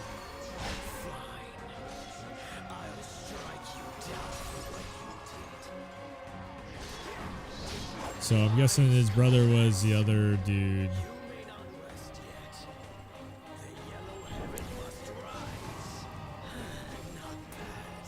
Not bad. Oh, that was not. Nope.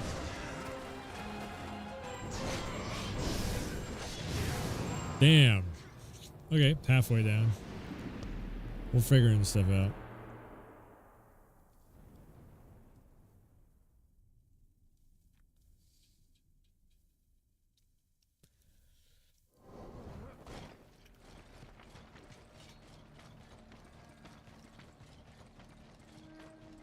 I feel like that fixed it, putting it down to 1080.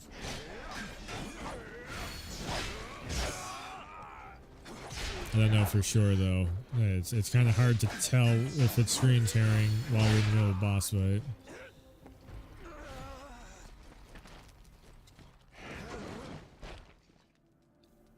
Definitely looks smoother.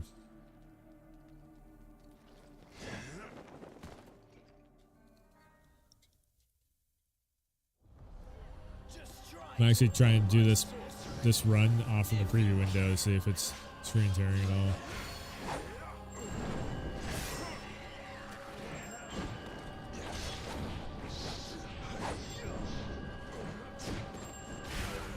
Oh. Shit.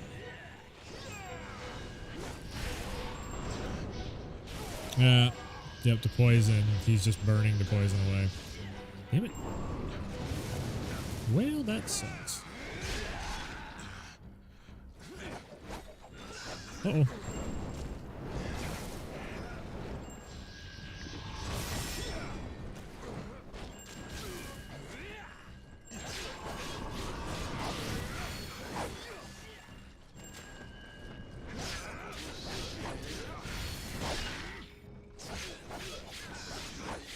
I got blue shits.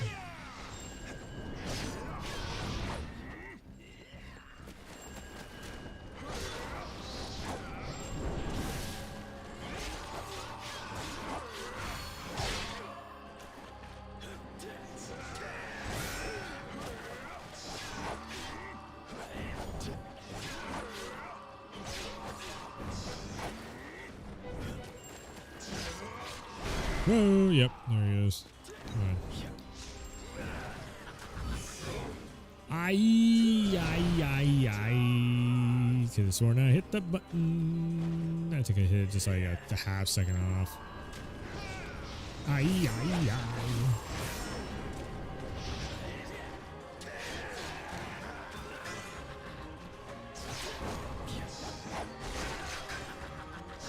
Oh my god. Dude, he doesn't stun lock. What the fuck? Like, he doesn't even, he doesn't stagger at all. Like, you smack him and he just keeps going. He just keeps swiping at you.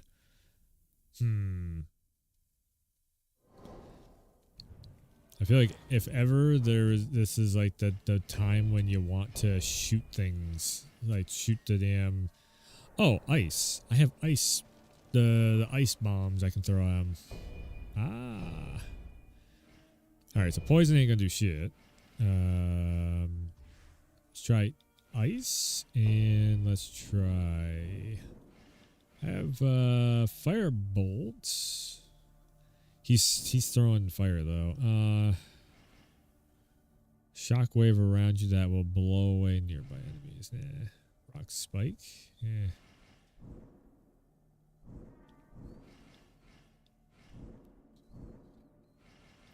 Lightning bolt. I can just zap him.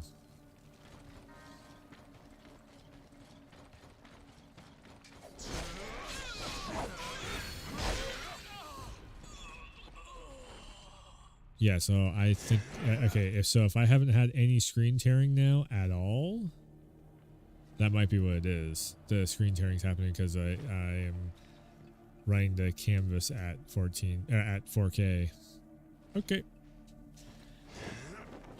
I have something I can try and fix this, so that's a good thing. Just try to evade my sorcery, if you can. Nope.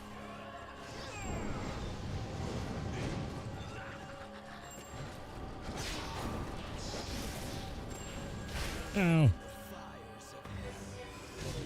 What the fuck? Go.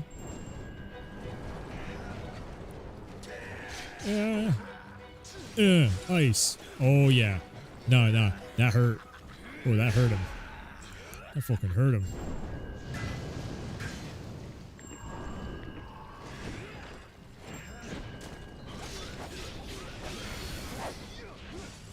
Ice. Yeah, he don't like ice too much. Wait. Boom. Ooh. But wow. Oh, that's actually pretty cool. Have a fucking Street Fighter fireball shootout.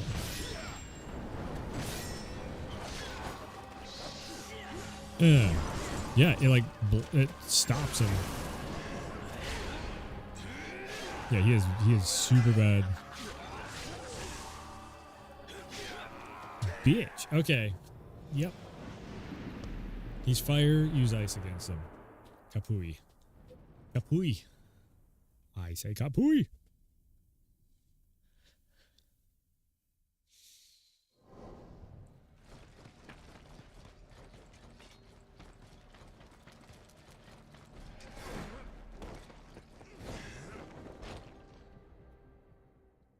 There we go. Just try to evade my sorcery. If you can. If you can. Burn in the fires. Oh my god.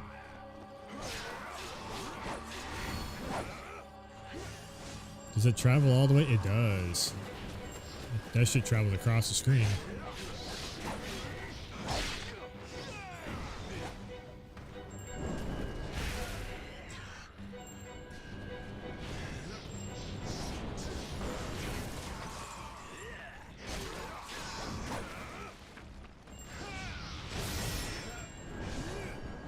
Huh. That's actually kind of fun. It's like, fuck you. Basically, like, it's like you have a gun. It's like I'm playing Sub-Zero's class right now. And I have a nice gun. Ow. That's gonna hurt. Woo! Totally just stop him from attacking altogether.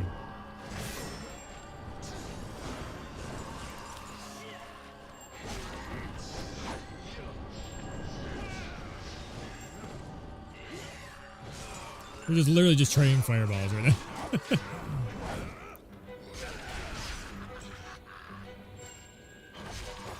Oh.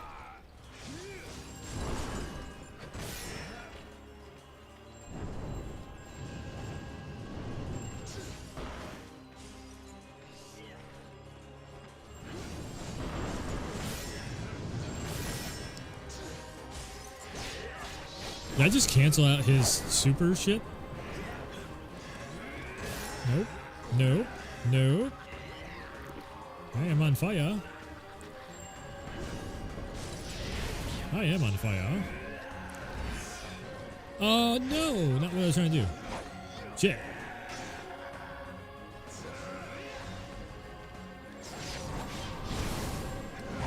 No.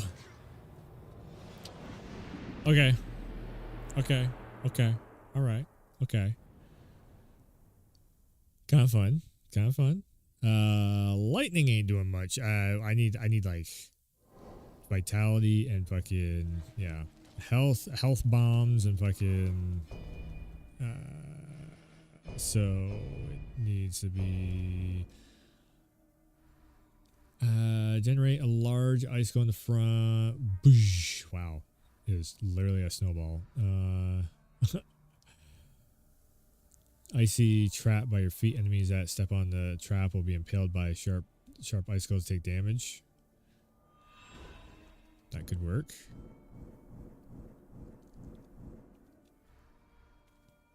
Grants you and your allies the effect that increases spirit gain when attacking. Ooh! Ooh! That could work. Hell yeah. Increase the acclimation of divine beast gauge. Ooh. Alright. So that's frost, absolutely. We are going to go with frost trap and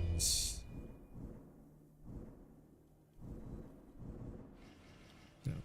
Which fucking one did I just grab? Spirit Forever. Yep.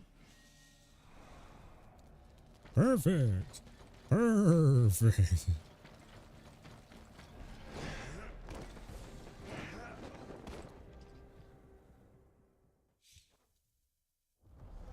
Just try to evade my sorcery.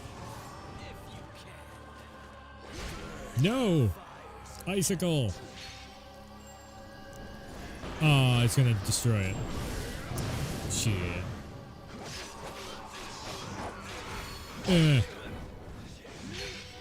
Just gonna start planting a bunch of them on the ground. Nope, that definitely didn't do what I wanted it to do. Ice ball to the face. Shit. Still learning his attacks. Man, if I had the ice sword. If I had the ice sword ability. Fuck.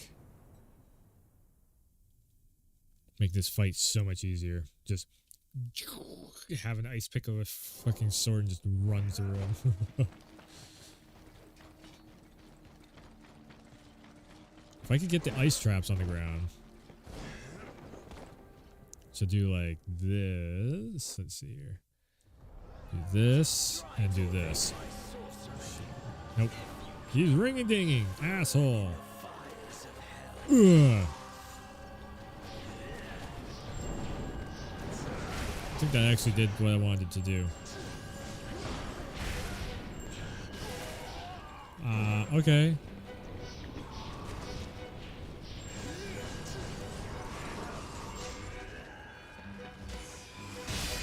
Bitch. Let's go. Let's fucking go.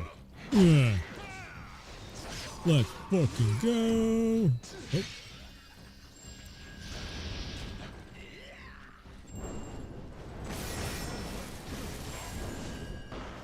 Yeah. Bitch, I throw it back at you. Ow. Get the fuck out of the way of it. Yeah. Hoo-ah. Ice to your face. Yeah. Bitch. You're gonna do the thing.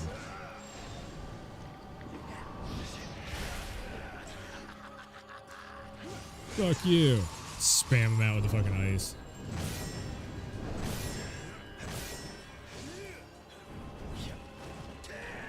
Whoa.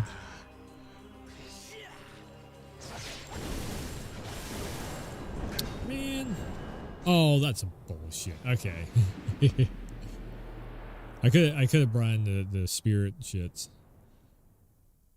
There we go. Now I fixed the fucking. Yeah, I fixed the screen tearing. I think, maybe, possibly. There's a slight chance it fixed it.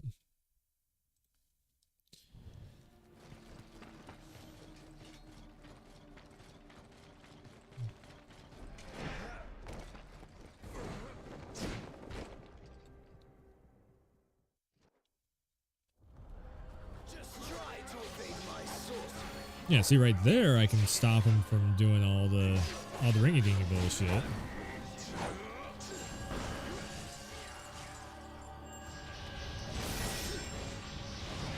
Oh, that's what I get for.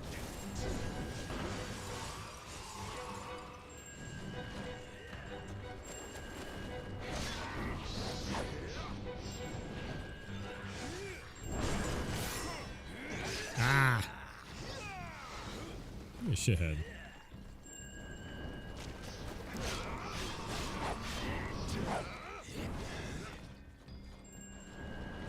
Damn it. No. I'm gonna do this. I'm gonna do one of these. I'm gonna do this. Nope, not quite. Throw him off his game a little bit. There we go. Okay, I'm starting to see a little bit of something you can do there.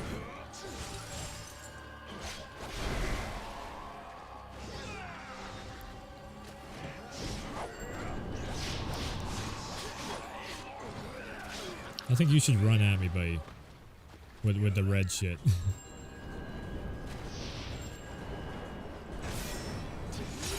Ooh! Take it to the face. Need this.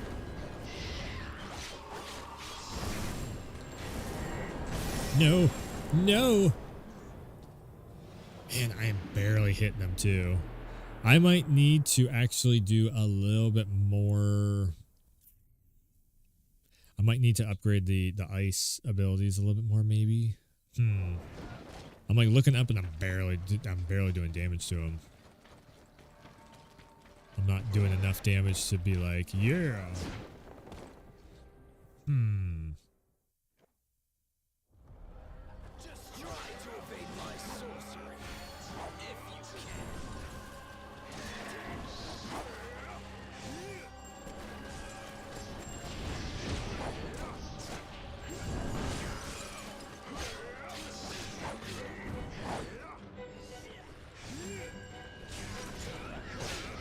The good thing about the ice ball is it's not taking a whole lot to do it.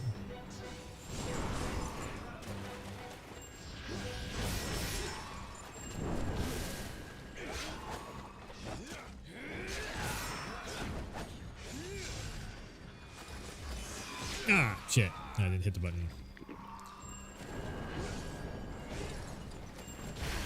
Fuck.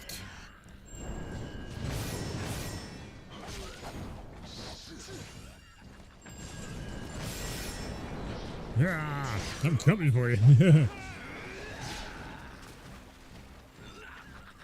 Shit. Shit. Shit.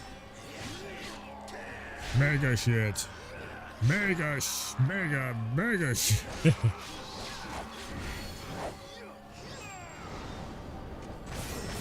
Woo! Oop. No, you don't.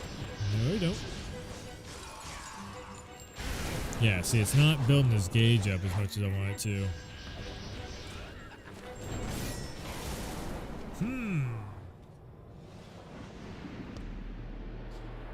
The thing is, he doesn't block any attacks, so I'm not getting stun gauge. It's just straight up damage I'm doing to him, but I'm not doing, like, he has a ton of health on his health bar, so the same shit that I'm using to beat all the other bosses with is not actually working with this one.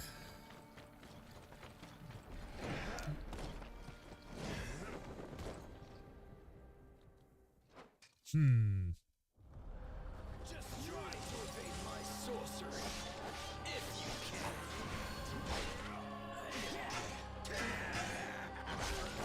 can. Oh, okay.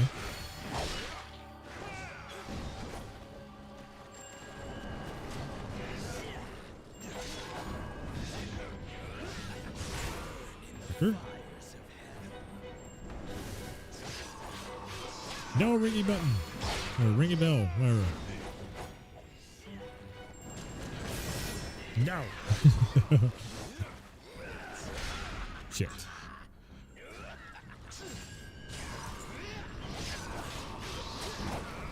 Yeah, maybe I just need to be a little more aggressive like this. It's like I was trying to figure out when I can be aggressive.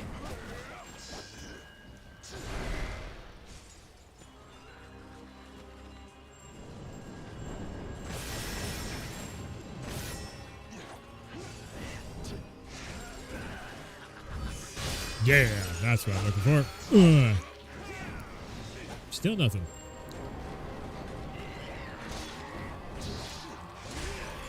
Nice and good shit.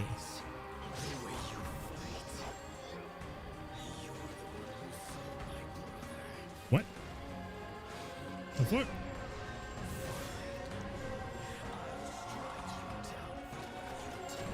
Uh-oh. Oh, it's this asshole. Oh, I see.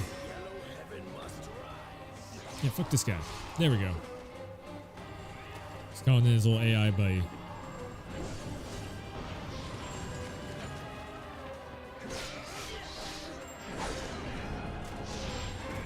Okay.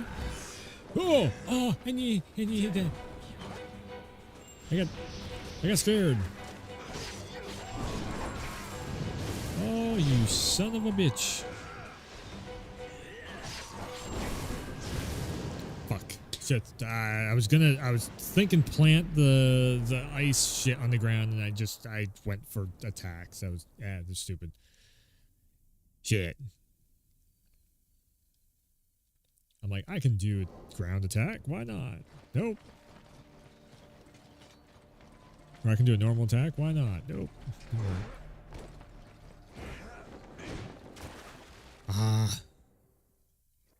Okay.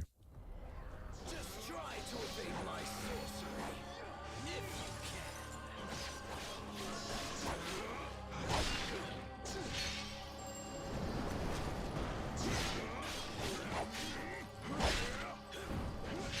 Just gotta plant a couple bombs on the ground. No big deal.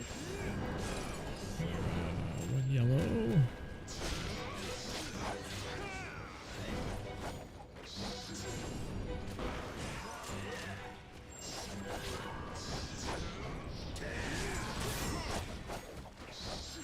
Definitely got his weakness figured out.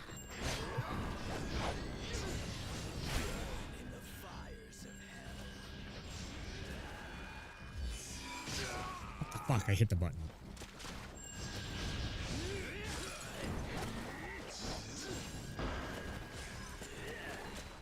I like how it punches through it and it still hits him. That's funny. Ooh, shit. Oh shit. Oh shit. Oh shit. Oh shit. Not good.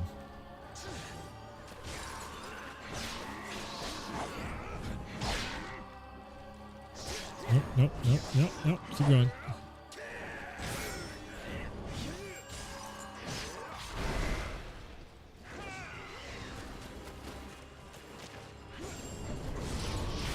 Ah.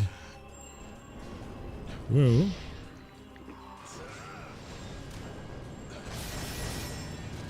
Fuck. What?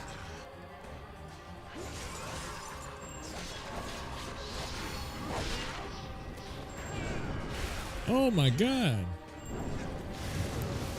Well, don't take it to the face, asshole. You just will not. You just will not stun.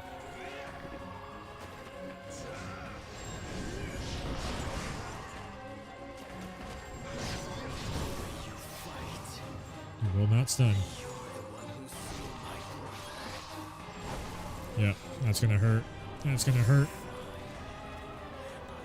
Woo! Oh, fuck you. Bitch.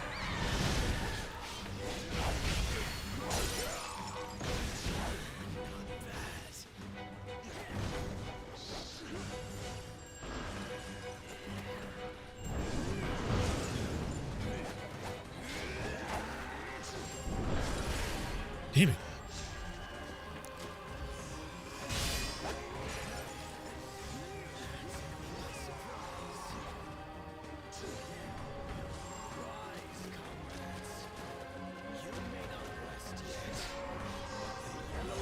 No!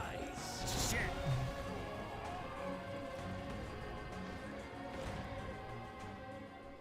Oh, I got him halfway down. I just wasn't even paying attention. I was just smacking the shit out of him.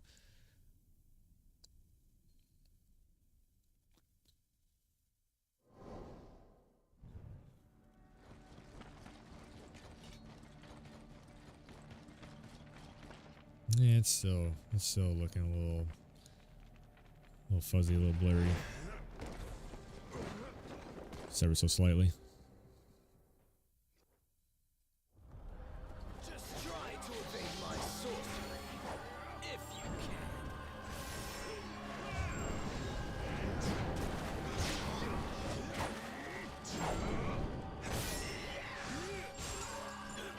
Whoa. Yeah.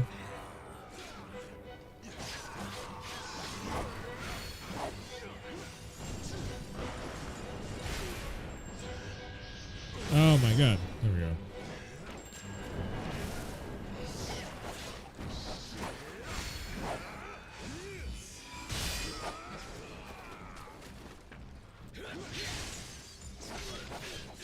You really need the health back. There we go.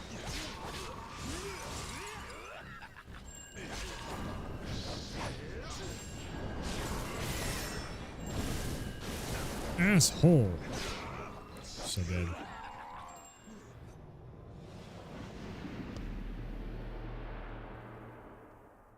Yeah, it just comes down to learning. It just comes down to learning the timing. The parry is so key to it. You need to get him to do the red shits. He doesn't do the red shits all that much, so it's like basically you're holding the line until he does that big ass, you know, the mega parryable attack. Richo robe, right? Okay. Yeah. Flame resistance. Gonna lose all defense. Lose all my defense. But I do get flame resistance. Just try to evade my sorcery, if you can.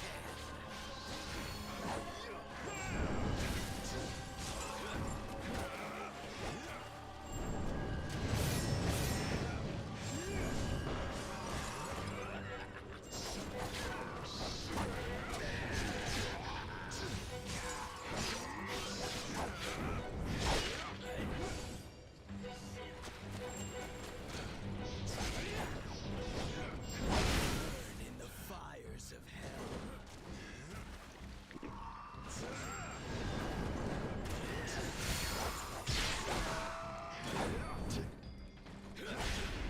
Damn it.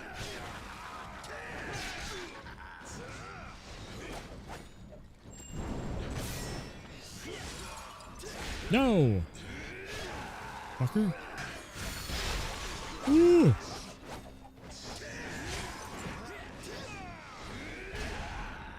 No! There! Get fucking jump over here and I'll stab you with the icicle.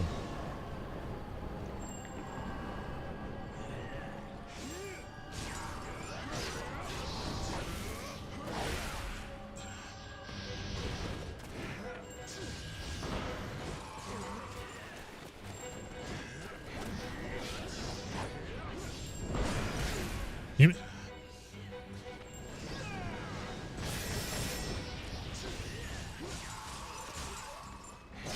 Turn your fireballs into fucking ice balls and smack them upside the head with them. Why?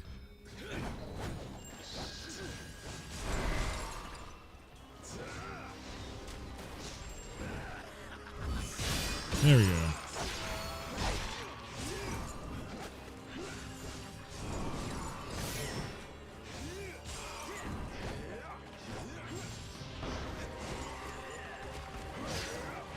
Okay, so maybe that's what this fight truly is. It's like, this is the magic fight. Like, this is the actual magic fight.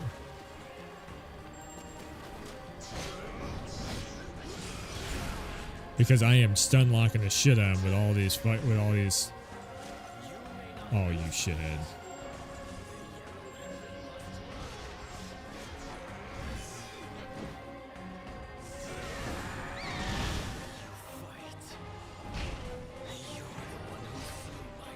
Come on, come on, come on, come on, come on. Come on. Bitch. Yes. It's gonna kill me. Oh no. Destroy this guy. Destroy that fucker.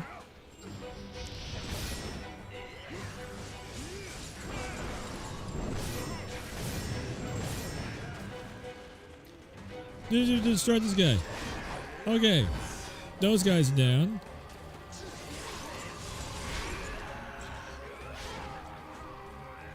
Keep throwing the fucking snowball at him.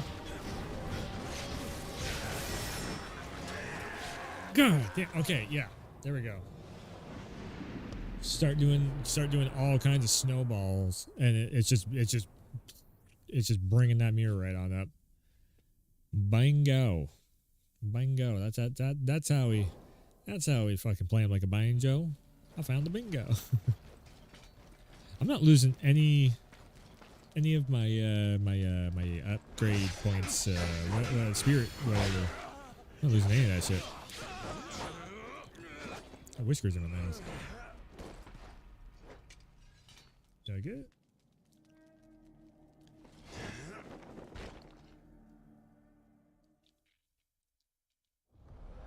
Just try to evade my sorcery, if you can. Burn, burn, burn, burn.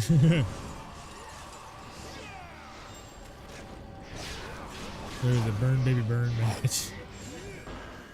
Yeah.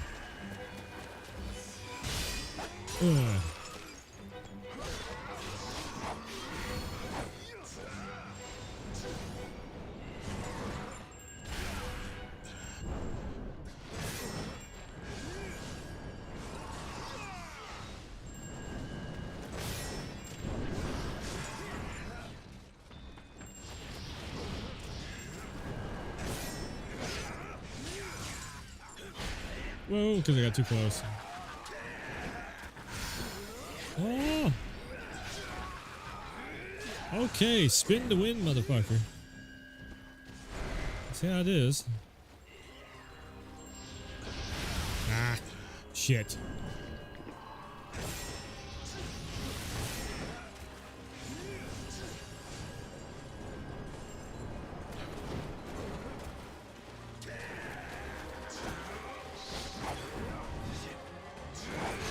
Shit.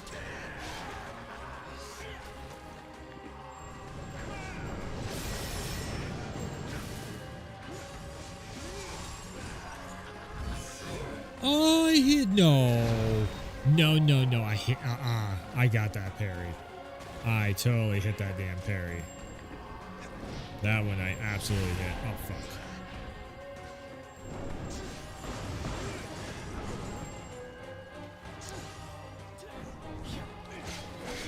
Oh, come on. Garbage. Garbage.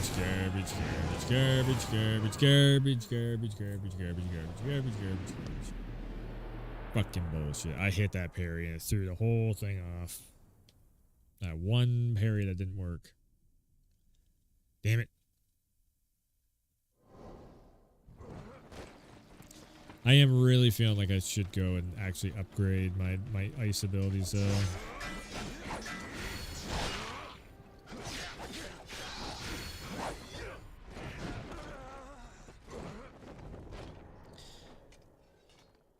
So you know what? This oops. I'll put this one back on. What the fuck? Put the armor back on. There we go.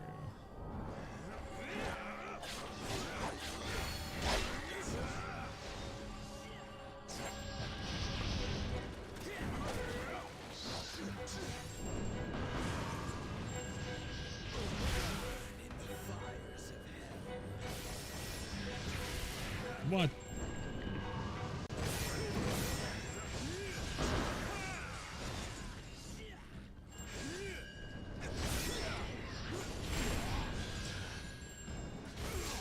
Wow. It's the whole time it just wouldn't let me.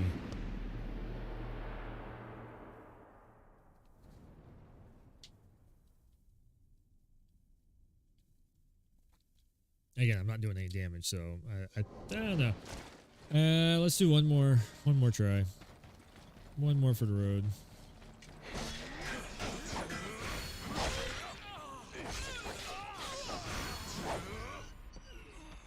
I just don't think my character is quite up to snuff for this fight. I like the whole thing of jumping on here though. I just wanted to see if it was going to screen tear, if I could fix it. I might have gotten it. I don't know.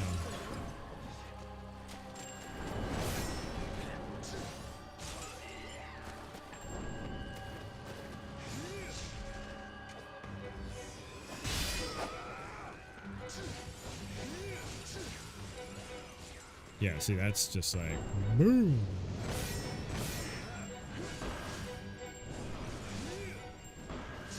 I'm just shooting them.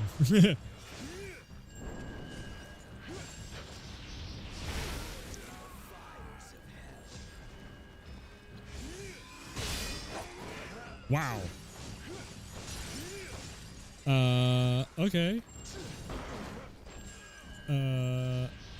Uh-huh. Wow. This boss fight just became a whole lot easier.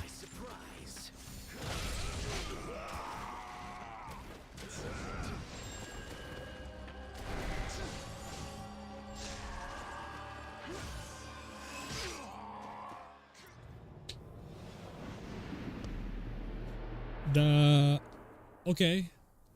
One more magic run. Hold on. One last more. I was smacking him in the face with that fucking with the ice tornado there, and it was actually working super well. I guess I'm just gonna end up keeping all this. Yeah, keeping all the XP, even if I die in the boss fight. Nice. Which means I can actually upgrade myself. Cool.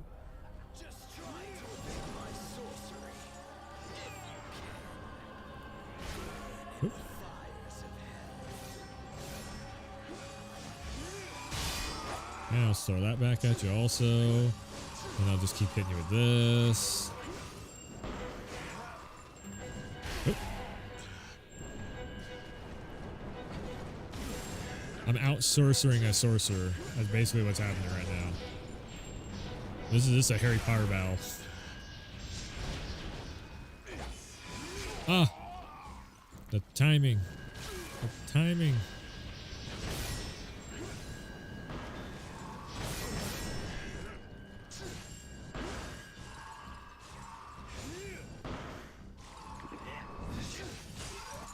Yeah, now you're gonna try and do that shit. I'm actually not gonna let it happen.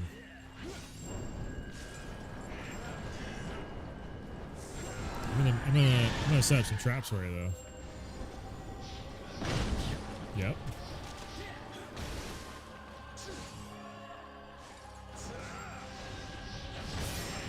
Yeah.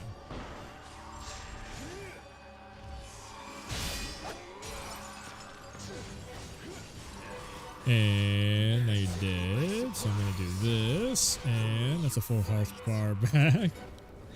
Wow.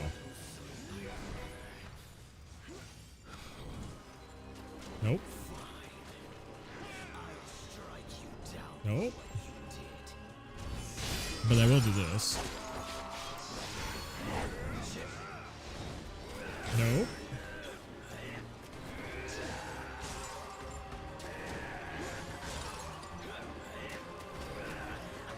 He's very pissed right now. Need a couple more of those.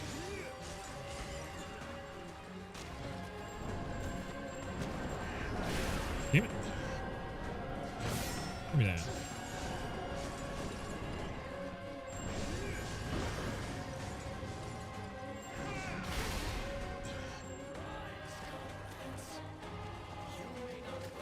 Okay, these guys I think I am going to destroy. I have to. Just gonna run away from him once again. He's not the main focus, it's these guys. Okay.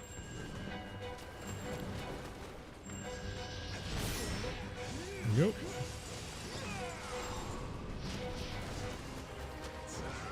at this. Perfect. Ooh, no! I hit the goddamn button. Oh my god! It must be because I'm in the middle of the animation of throwing the ice ball. And that's where he's actually getting me there.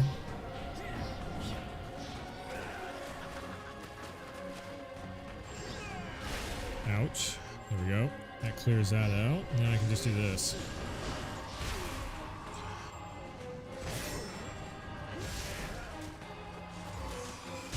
There we go. Alright, now we just pound him with the damn ice balls.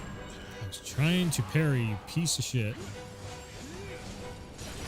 Jump out of the way of it. Do that. I'm just gonna keep going at it. Oh! Almost fucked it up.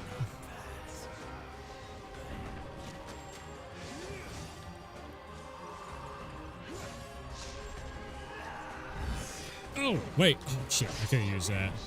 Damn it. Nope, nope, nope, nope, nope. Get out of the way of it. Get out of the way of it. Get out of the way of it. Get out of the way of it. Put this. Okay, that's going to be a bit of a health back.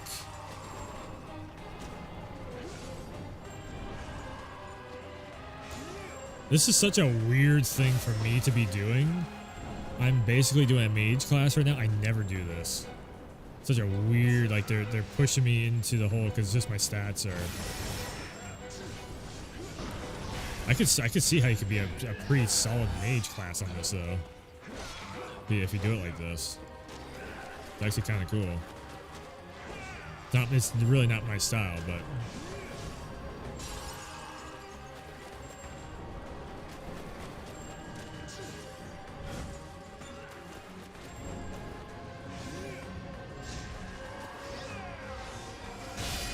Okay. breaks you down there, and then I can get my whole health bar back again. Wow. This actually makes this boss fight way simpler. Alright. Grab that, throw it back at him.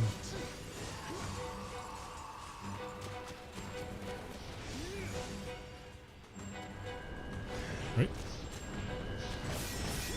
Yep, I'm gonna grab that and get my Healy back up. Ouch. Grab this, throw it back at him again. And we're gonna destroy him with his own type of shit. I just outmaged the mage while going as basically a samurai. Bring prosperity for all. Fuck.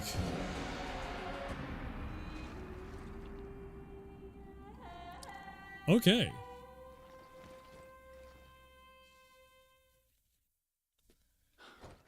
Ha! He can blather away in the afterlife now. Brother, you know what to do. Oh god, there's screen tearing because this is like Let's 30 get it FPS. Dragon of Heaven, bear witness to our unshakable bond and unbreakable will!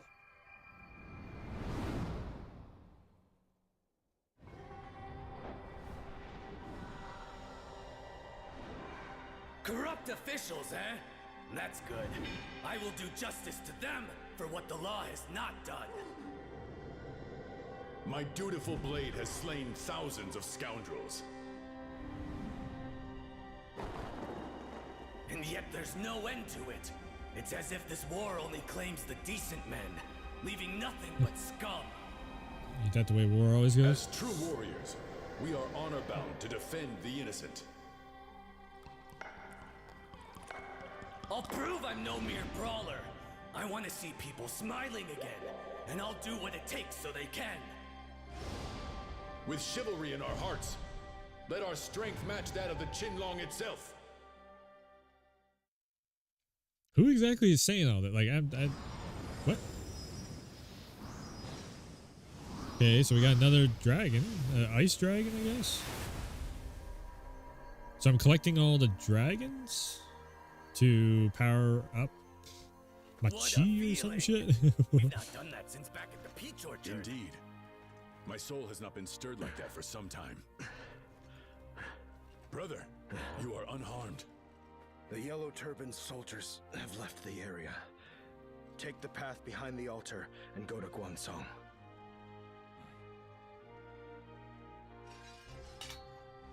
That screen tearing is ridiculous. We will follow and no doubt meet again. Assuming you don't get yourselves killed!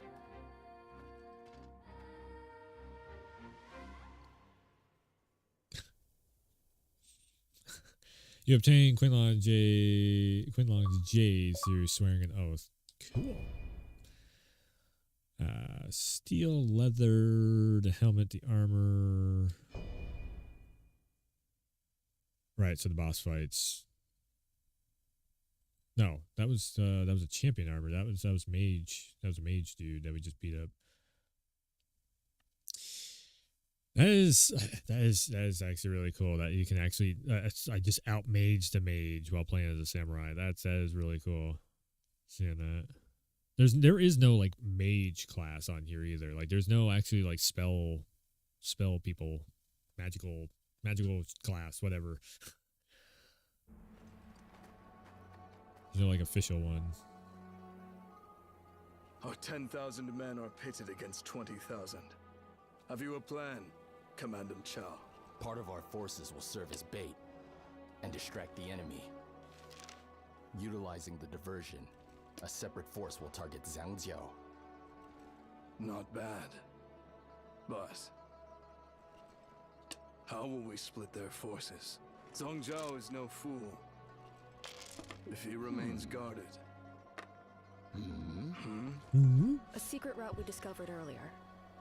It's likely our best option. Excellent. What a wondrous turn of events. And I shall take this one with me. As you please. A tiger with prey in its sights won't be diverted after all. Come fight alongside me. And you might make a name for yourself.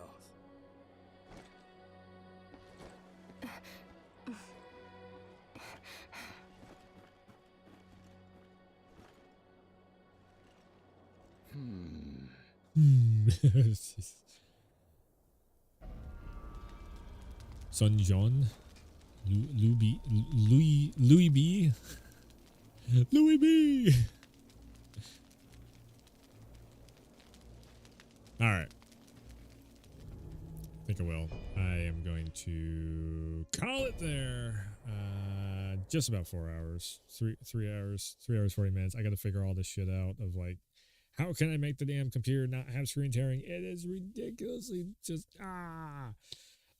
plus also I need to figure it out for like recording reasons too. It's ever since the capture or ever since I had that issue with the it's so what the main thing is, it's still the audio issue. Everything is stemming from the audio issue. If I switch this over to second screen only, which is capture card running through properly, no problem. No problem at all. I can't hear anything though. I got no audio coming out. So I need to figure out both the audio issue and then also like the screen tearing is just happening because I'm trying to overwork the shit out of the capture card. I already know that. It's not lining up. The frames are not lining up. So yeah, no, that's whatever. But I can fix the screen tearing. I have no audio if I do it like that. So I just need to figure all that stuff out. Anyways, yeah, we're gonna call it there. And I gotta get this all fixed up before Resident Evil 4 Remake drops.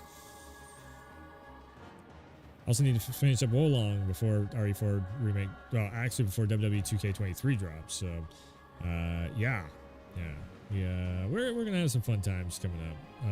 Again, I'm gonna go full throttle this month, try and stream as much as possible can, and then after we finish up RE4 Remake, then like I said, that's probably when I'm gonna probably step back, drop back for a bit, and or drop back a little bit from doing the daily streams or whatever. We'll see. I gotta figure out like scheduling wise. I need a month where nothing is coming out. I think next month is pretty much a free month. I might load up like Unreal Engine and just start messing around with it. See if I can make heads or tails of what's happening with Unreal Engine and all that stuff, and see if we can make something. Because also I have a scene up here in my head that I'd really like to make an Unreal Engine and see if I can, if I could do like 3D cinematic stuff in it, it'd be super cool. But that's like a lot of character modeling and stuff too that you gotta figure out how to do. So it's a lot. It's a lot. But if I could figure that out, what I was thinking about doing was I was thinking about streaming it, of like learning how to use Unreal Engine. And so I talk so much about game development. I figured I might as well try my hand at actually doing it and not just look at everybody else, making stuff. So, yeah, who knows? It's, Unreal Engine's a giant tool.